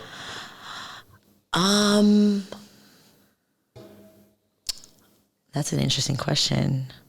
Most proud of, I think it's just being me, like being authentic. I think when I had my surgery, just a quick one, but when I had my surgery, I remember writing down how I imagined my life in 5 years, and it was the exact opposite of what I've wanted for the last 5 years. And it was a very sad moment because I realized that I didn't want any of the things that I thought I wanted. And that's changed now because I was in such a low, sad point. I was like, okay, I don't want to be on social media anymore. I don't want to do this bullshit. I don't want to be vulnerable and open up about how I feel for people to judge it and have something to say about it. Like, screw all this. I just want to live a peaceful, quiet life. And then it took me a couple weeks to get back to myself and realize like that I'm actually really good at just being authentic and being myself. And I want to be authentic and real for other people so that they can see that it's possible. A lot of people on social media struggle to be real because of the judgment that comes with it. And because sometimes I still think if I were to just post bikini photos on my page, I'm pretty sure I would still do very well. You know, I don't have to ever come on and talk on my stories. I don't get paid to do that. Yeah. I just genuinely enjoy it. And because I think it's a naturally given talent to just speak and voice how I feel and be vulnerable and be so open and be so authentic, I feel good about doing it, and other people feel good too. So I think I'm just proud that I've stuck to that, and I've stuck to just being myself, not ever walking away from that. And again, sharing all the little things, because sometimes when we're going through something, we share it at the end and we're like, oh yeah, I hit this goal. But what about the whole journey when you were struggling and you were not really doing that well? It's that journey, because our opinions change and people are afraid to lean in one direction and then change their mind because like, wait, but I said I was into this and now I'm into this. I don't care. Like, my mind and my opinion changes on a daily basis. I could wake up one day and be like, I never want to do this again because of this, and this again. And then the next day I'll change. And I think it's just human. Like, social media has portrayed humans as these perfect things that we're not. Nobody's perfect. So by showing my own insecurities, by showing my own journey and my own struggles, I think I just remind people that they exist. Like, those things exist. Those things are the things that make us human. And I'm just really proud to, just being that. Yeah, and I see that in you so much. So that's testament to, like, your courage to be that vulnerable, put yourself out there, because it's not like the easiest thing in the world to do. I mean, you have a gift for it, but receiving hate is never easy to take. Like, no matter who you are, it's like, fuck, you don't like that? Like, fuck you. Like, it's like, I don't know. The first time I received hate, like when I first started my career, like 12 years ago, I was so hurt by it. I was like, fuck, he doesn't like it. Because I've never had that experience. Mm-hmm. And so to deal with that, like, the more you post, you probably experience that a lot, right? Like, people just... I think, to be fair, I have a very kind community, and I think because I radiate positive energy and I try to approach everything with love, majority of what I get back is that. Yep. There will be an occasional one or two people that, say something, but most of the time it's only nice things, and I don't care about how unhappy you are. You should never hate on anybody else because you don't know what that's going to do to them. You have to think about what comes out of your mouth, whether that's social media, if you're on a ghost account, or whatever it is. So I think I also don't really focus on the hate. I always ask myself, is there anything that in what they said that triggers you? Because if there is, then that's a you problem, not a them problem. Because if you don't have... Triggers are a very interesting thing. And I think once you figure out your triggers and how you feel that trigger, you can only learn from it. And occasionally maybe someone says something and it's like, that didn't make me feel too good. I actually had an incident at a club the other week. A girl went past me and kind of pushed me, like she was very violently going through the crowd. So I turned around and I was like, maybe you could just be a bit more patient and a little bit slower. And she goes, fuck you, you fat bitch. Oh, shit. I laughed. My friend who heard it pushed me to the side and she was ready to go off. And I was like, you don't need to. That didn't get to me. I laughed at it. You should have fucking slapped her like Will Smith.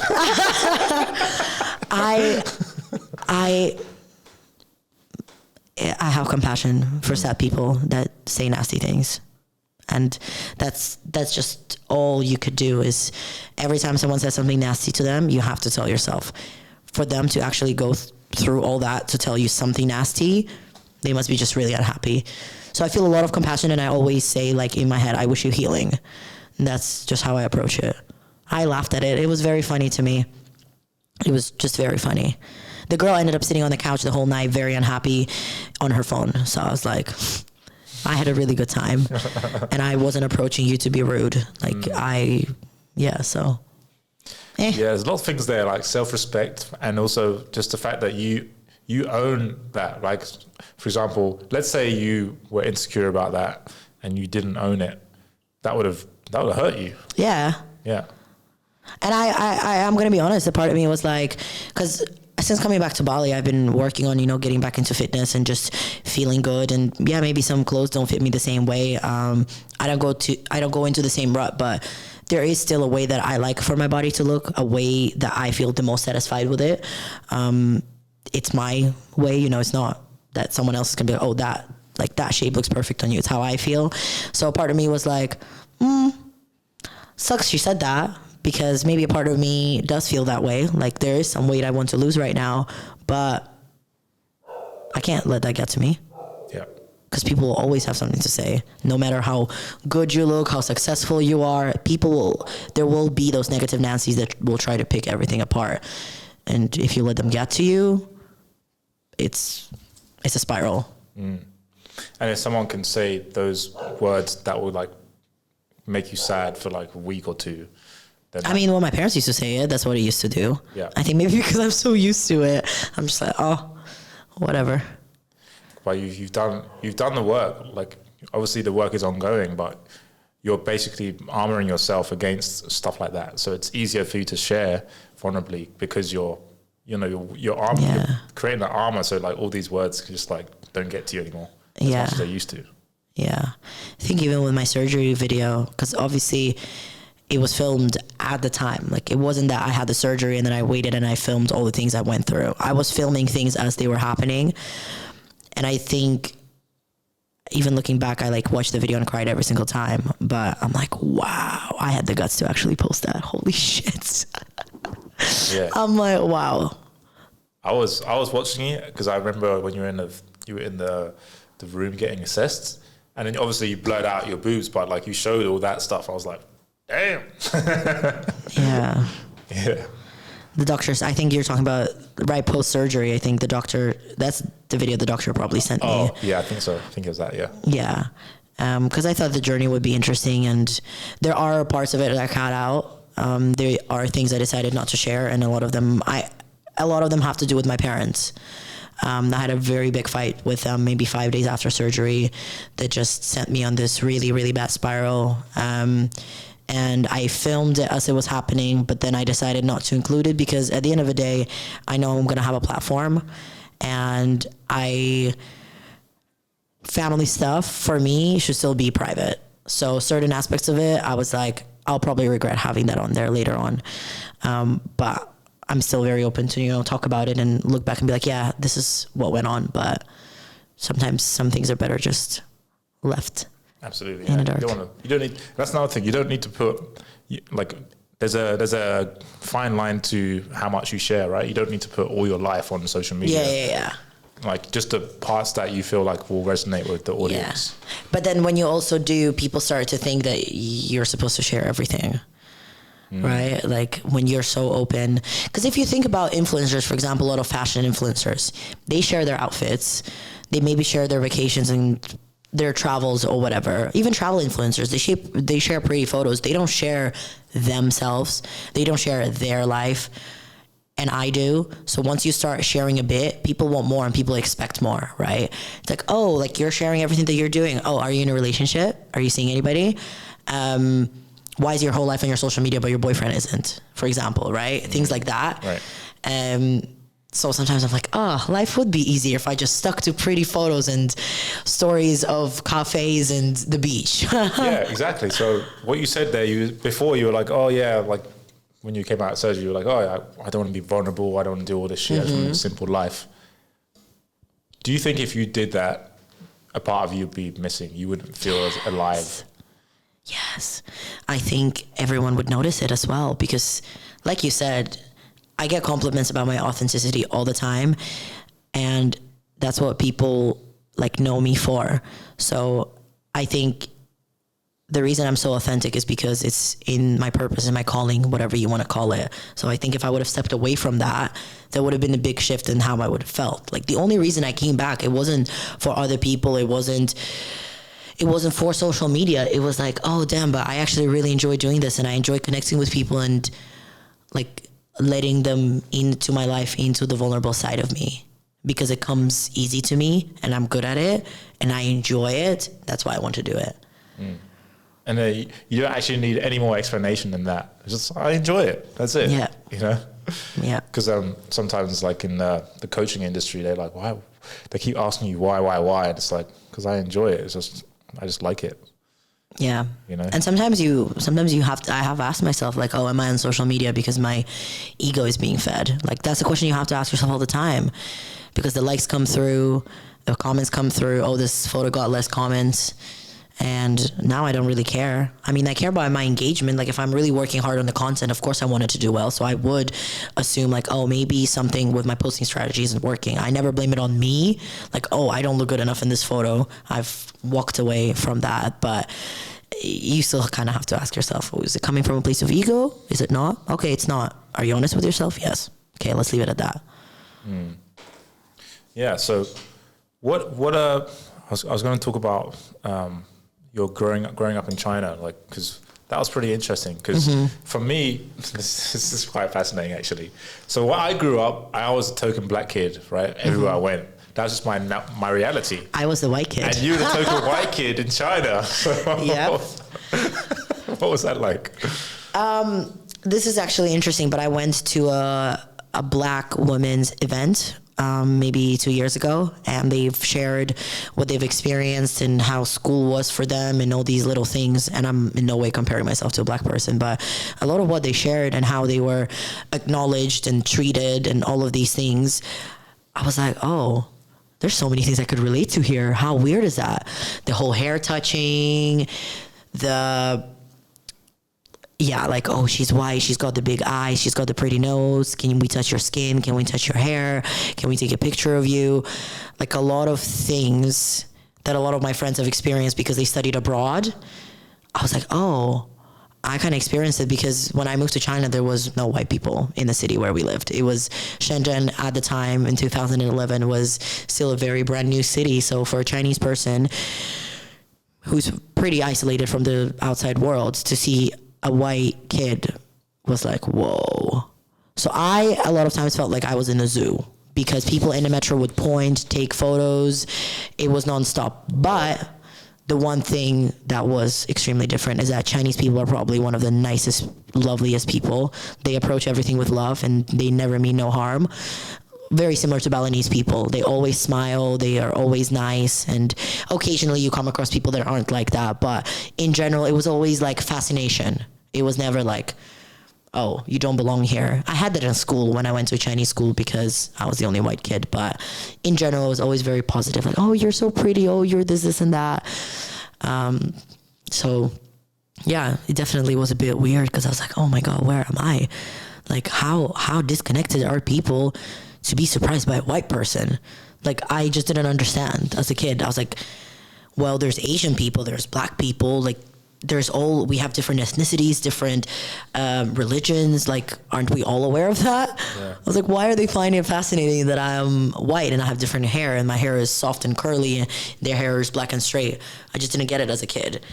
And then I think it was a beautiful thing because for me, I never saw a difference in anybody because I was in such a diverse environment in school, eventually in international school that I went to, that I never grew up with any stereotypes surrounding any types of people. To me, all my friends were the same, no matter where they came from, what their religion was, what they believed in, who they supported politically, whereas my parents were very different. So when I went back home and had several opinions, my parents were like, that's not right. I'm like, who told you that's not right? Well, that's not the way that it is. And I was like, oh, I grew up completely different to them. I didn't have their opinions or anyone's opinions influence me. I was figuring it out on my own because no one was ever bullied for being different or oppressed in any way.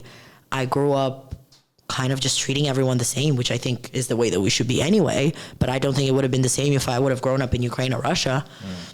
So I think I got very lucky there.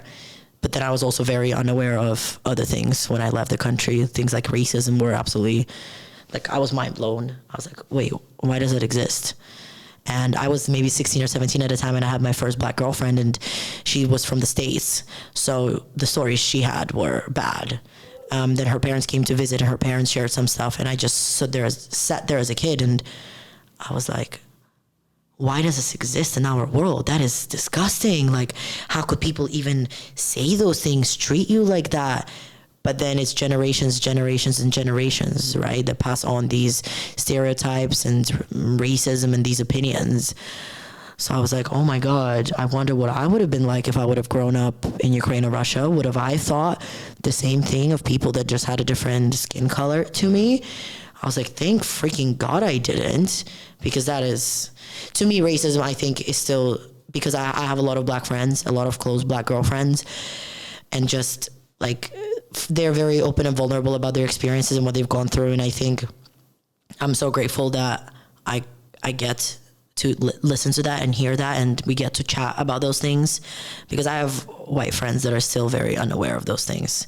They're like, oh, there's racism within the black community itself. I'm like, yeah.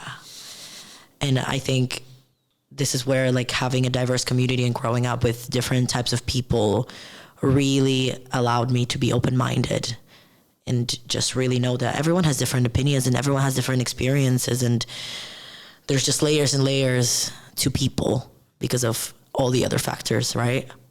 Yeah, and I think you growing up in China helped you with the compassion, because now you can see it from all angles now. Like you've got black friends, obviously Russia as well. You can see the different cultures, and you can see everyone's got different viewpoints and stuff based on how they were raised, what they experienced.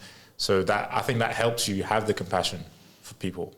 It's like for sure that you honed as a young kid. Yeah. I think so, definitely. Yeah, so then, because in China, like I've been to China, and it's interesting because you feel like I felt like a celebrity when I was there, because I just take photos of you and stuff. Yeah. And so you felt like a celebrity just growing up as a kid, like, right? Like you were basically a celebrity. I was like, I'm just gonna, this is like just a prep for my future. So it actually helped you to stand out. You stood out. Yeah. You were a white kid. Yeah. And so now you're standing out in what you're doing, right? Like in your career. So it's like kind of in a way groomed you for that. Like you just got you used to just it. being comfortable, being different. Yes. Like that's my whole life. I've been different my whole life. So I just have that belief. It's like a stain on me. It's like, I just think I'm different. I'm just different. Yeah. Like I like to be the token black guy because I have been the token black guy, you know? Like, yeah.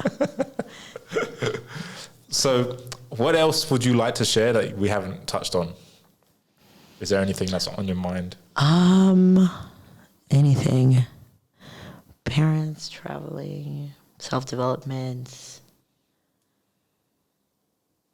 Like anything that you're recently like passionate about, or any new hobbies you're doing, new ventures? So I think in the last 6 months, I've developed this very strong self-belief that I could literally do anything that I want and anything that I believe in, because I really believe in myself, and I've seen how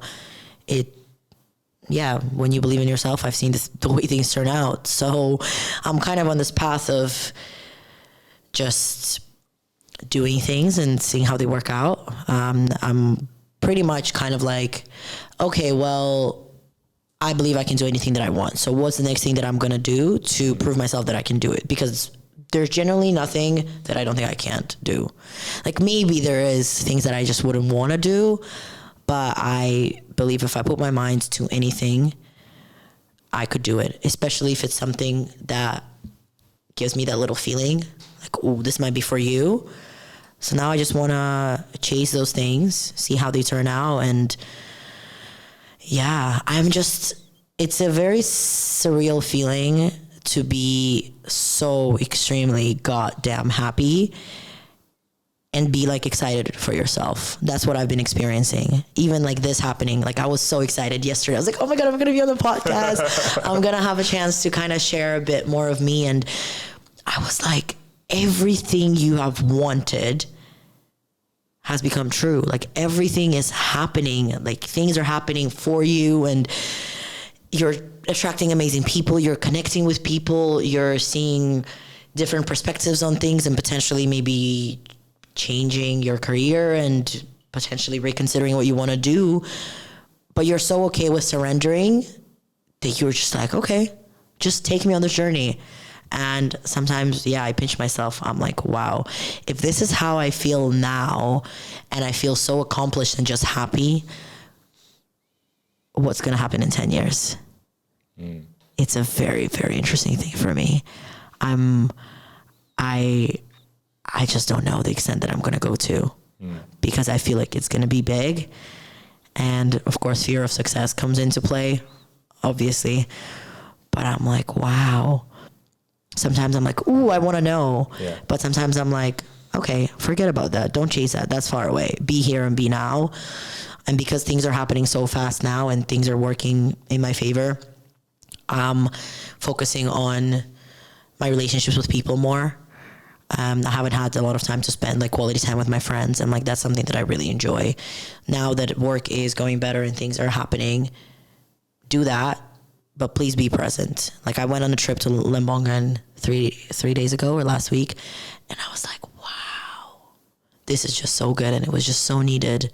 I just felt this breath of fresh air. I came back, my DMs were like 3 new shoot requests, da da da da da da, and I'm like, when I do things for me, things just happen for me. Yeah. And it's so hard to describe to people sometimes. And people sometimes ask me, oh, how did you do this? How did you do this? And I could tell you how I did it, but only maybe 1% of people would actually do it. Because there is a recipe, right? But everyone's recipe will also be different. I could tell you, just take that risk. That one thing that you're really scared of, just do it. Because if you face your biggest fear and you overcome it, the amount of self-belief that you're going to generate, and also because you've stepped over that fear now, life is going to change. The puzzles are going to change. That might change your life. Some people still won't do it. Some people still won't. And I understand because it's scary. So I definitely want to also get a bit more on YouTube and share a bit more of all of this stuff. I'm currently figuring out a sustainable way to maintain that, but also focus on work and everything else. It's like putting the puzzle pieces together. But yeah, I'm just so excited about everything at this point. Like That's amazing. Yeah. That's awesome. That's like everyone's trying to experience that on a daily basis, right? And so I think it's interesting for me, for where I came from, my background is like in the marketing space, and all these guys are like got these goals, and like every month you got an income goal and all this stuff. And it's like, if you don't hit that, you're like, oh fuck, I got to do better next. It's like constant grinding, like never really enjoying the process and chasing goals that you think you should chase because other people are chasing them. Even with numbers and things like that, right? Like, oh, we have to have this amount of followers. Well, you can have that many followers and 0 of them actually resonate with you, right? Or you can have 100, but 10 of them will be your like fans and supporters. And if you connect with them, because at the end of the day, one of my clients actually said this in one of her trainings, all we desire as humans is human connection. So if you can work on being present, on listening, building those connections, connecting with people. I also just started reading How to Win Friends and Influence People. That's the book that I'm on right now. Yeah. You could have all these superficial goals and numbers and all of that, but when you look deep down, do they really matter? Is it again coming from a place of ego? Because people are competing all the time, right? And realizing that no one is your competition but you was probably one of the most eye-opening things for me. Came from a very toxic friendship actually, where I felt like the person was constantly competing with me. I just the comments, the little comments, the faces and things like that. I was like, why are you so triggered by everything that I do and how people react to me? And then someone was like, I think that person is jealous of you. And I was like, oh, am I jealous of them? Maybe a little. So maybe it's a two-way thing. So I was like, we'll never be the same. We're not the same people. Why am I trying to compete with you, right? Competition is just such a stupid thing. And I think competition comes from childhood as well. Like I was an athlete, so competition was in my blood. It's like, you got to score more points. You gotta get that MVP title, you know? Yeah. You got to do your best. And that's where people forget to think about other people, right? That's where you become selfish. And then, when you're competing and constantly feeding your ego, that's not good.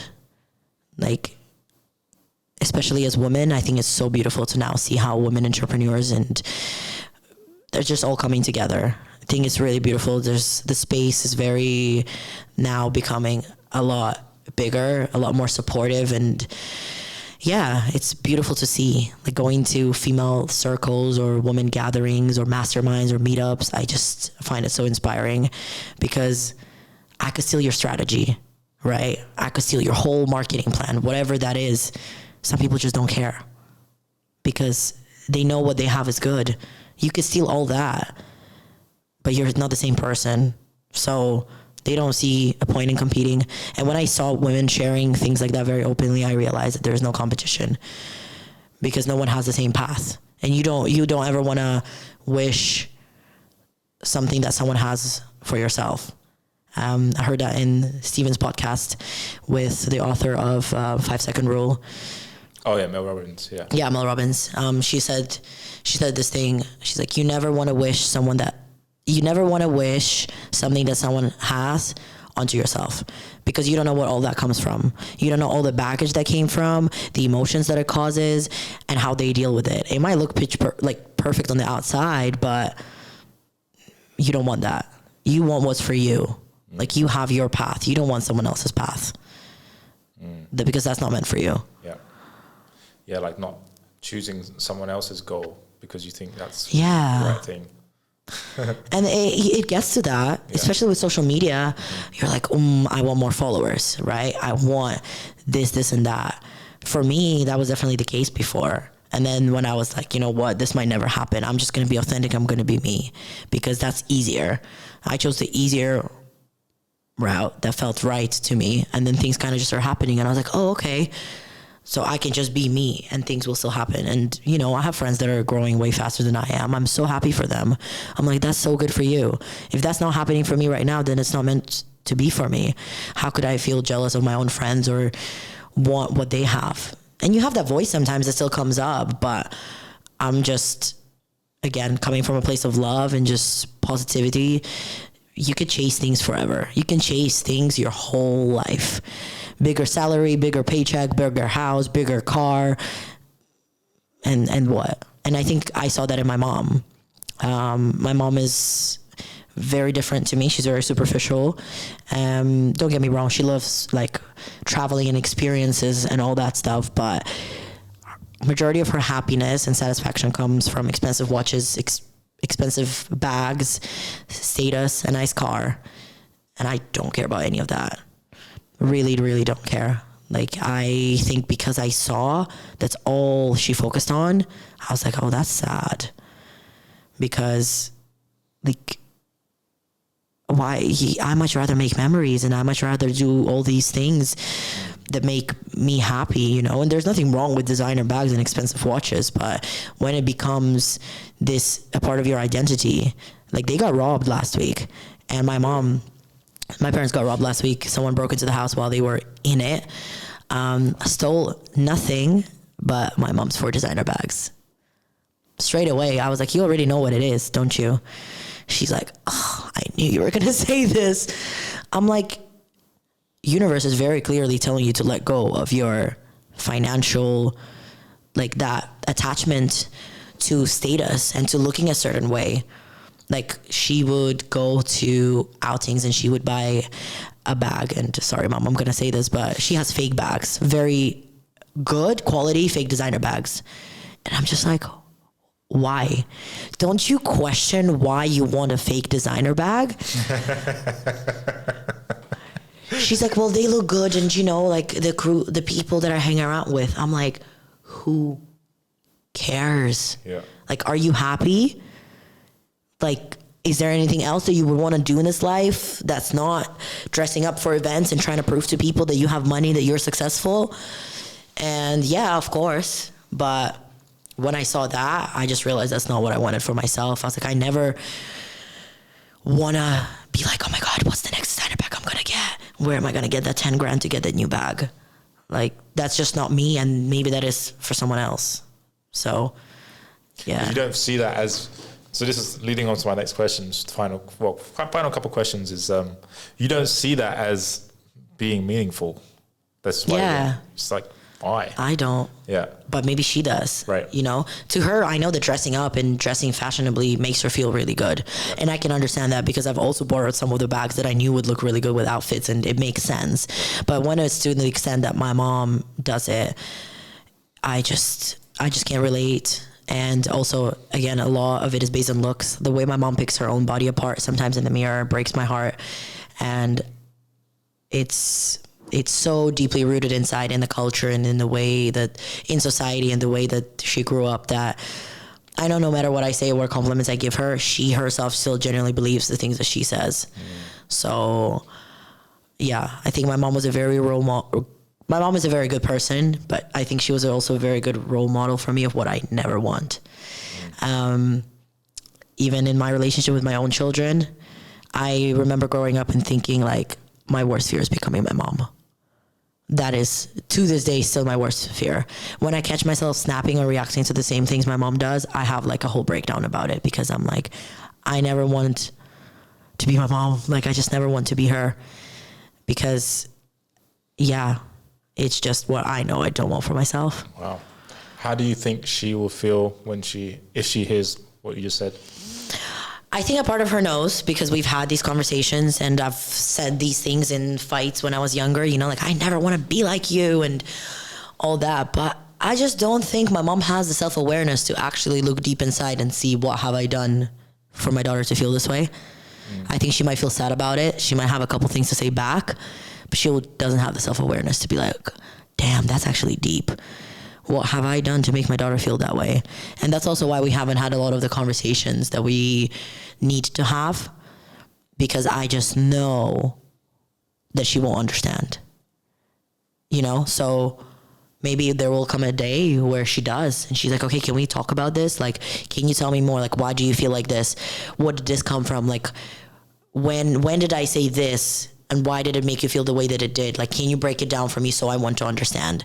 There isn't that part of her that genuinely wants to understand. And that's, I think, why I haven't opened up to her to the same extent that I've opened up to people in my life, like my friends.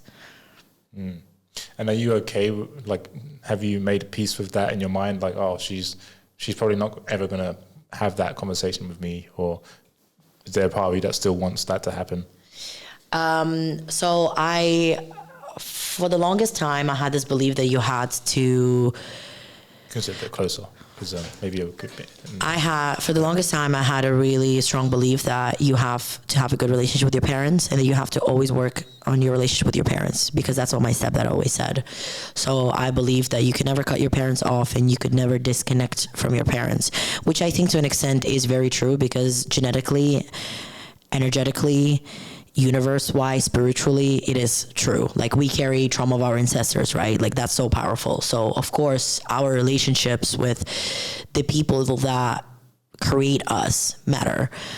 But I remember coming across Matt Kama, I'm sure you know who he is, and hearing a video that said, you don't have to have a relationship with an abusive parent. Like, you might be better off just doing your own thing and never really trying to fix that relationship or trying to do something about it, because it takes a lot of energy.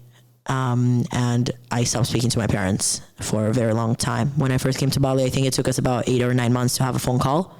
We had a very big fight right before I left. It got a little violent. So when I booked my flight, I just decided that I needed my own time. I was like, I need to figure out who I am and what I want for myself without having these voices in my head, because obviously these people don't know what makes me happy. So how could I try to please them and do what they want me to do when they just don't know what makes me happy? Like, they don't know me for me.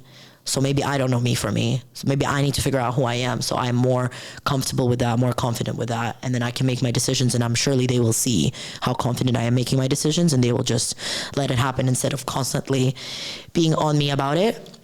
And I listen to a lot of Matt's stuff. He's really amazing. I did his relationship course in November that fully transformed my communication and the way I approach relationships now. I think his course was probably that final thing that I needed to heal that past relationship that I was in. It was that last push of like, oh, you're good now.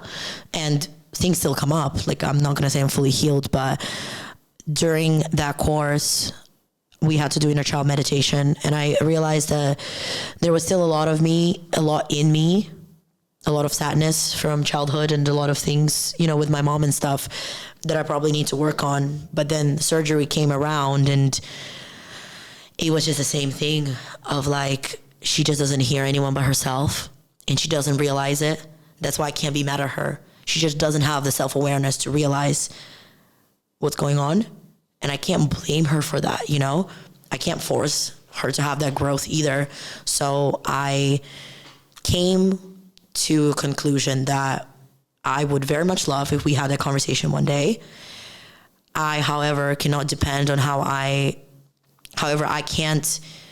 actions and how I am can't depend on whether we have the conversation or not. So it's something that I have to heal for myself, because if I don't, then, like my whole life will be ruled by that. So we can't have that conversation right now. I'm not going to stop that I'm not going to let that stop me from whatever I want to do and from having relationships and doing all that and potentially even voicing things to her, even if she doesn't understand them. But I very much hope that she would understand one day. I think I'm very lucky because my parents are still here. My parents are present. My parents are healthy and they're good human beings. So I have the ability to at least maintain some sort of relationship. Even though now that is a little bit more distance, it's still a relationship. And I'm lucky to have that because a lot of people don't have that. And I relate to Matt's stuff and what he said. But for me, I just realized that, when I did Reiki and I did yoga and all these things and meditation, you feel a connection to your ancestors. You feel a connection to your mom, I can't cut that off, especially when I have a chance to work on it and maintain some sort of relationship. I'm going to give it my best shot. And also for the longest time when we had the fight and I didn't speak to them, I thought, and this is going to sound really bad, but I thought if my mom passes away tomorrow, I don't care. That's how much anger I carried around. I was like, if she passes away tomorrow, I won't have a thing to say about it because I tried. And she didn't care. So whatever. And that was anger. That was a lot of anger and hurt and sadness. Now I'm like, they're alive and they're healthy. No matter what they say to me, they're still my parents and I still love them and they've done so much for me. All I can be is just be grateful for that and give them love. However, whatever the amount is that I think is healthy is what I'm going to give.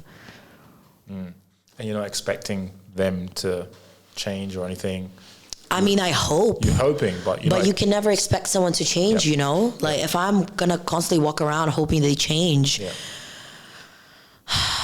no, that's not going to happen. I know it just won't. And going back home like a few months ago also proved that, like, you can only work on you.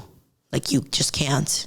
Like, if I wished my stepdad would change and stop whatever he's doing, I probably would have been the same person I am 4 years ago, just hoping that he changes and my life gets easier. No, that's just not how it works. Yep. It's constantly, you could be constantly complaining that they're not changing. Yeah. Blaming people outside of yourself. And your surroundings, because outside factors affect us, don't get me wrong. They really do, but your reaction depends on you. It just really, really does. Yeah. And any reaction is valid. But like with Will Smith as well, right? I've had people saying like, oh, what he did is right. Like Chris disrespected his wife and whatever. I was like, I'm not saying I don't get it. That's why I loved so much what you said in the video about compassion. It's like we can have understanding and compassion, right? But that doesn't mean we have to agree with it. Yep. And that's just... Yeah, exactly. Like accepting that, your parents are the way they are, and you just got to clean up your side of the street, right? Yeah. Yeah. So last question, what do you think is, I always ask my guests this question, what do you think the meaning of life is? I think the meaning of life is, probably just be happy. Like, I think if we were talking about general meaning of life, it's to achieve happiness. It's to feel that true happiness and alignment. And I think alignment and happiness are very intertwined. So once you feel happy and aligned, for yourself, not for anyone else, that's basically the most that you could wish for. And I think that's also why I'm happy, because I feel aligned. And it doesn't mean that it's going to stay like this forever, you know, that I'm going to do modeling, for example, for the rest of my life. But it's what feels right now. And that's where that intuition and inner feeling that I have comes in. And that's why I'm also so open to it changing, because I know it has before. So, okay, well, as long as I'm doing the things I truly enjoy, I'm sure I can be happy. And I will feel that sense of alignment and just being present and happy. That's awesome. Beautiful. Well, Amina, thank you very much for blessing us with your words of wisdom. Thank you for having me. So young and so much wisdom. It's amazing. Really amazing. Thank you. And we'll link up the show notes below, like all your links to Instagram and your website and stuff like that. Check it out. All right. Catch you guys in the next one. Peace.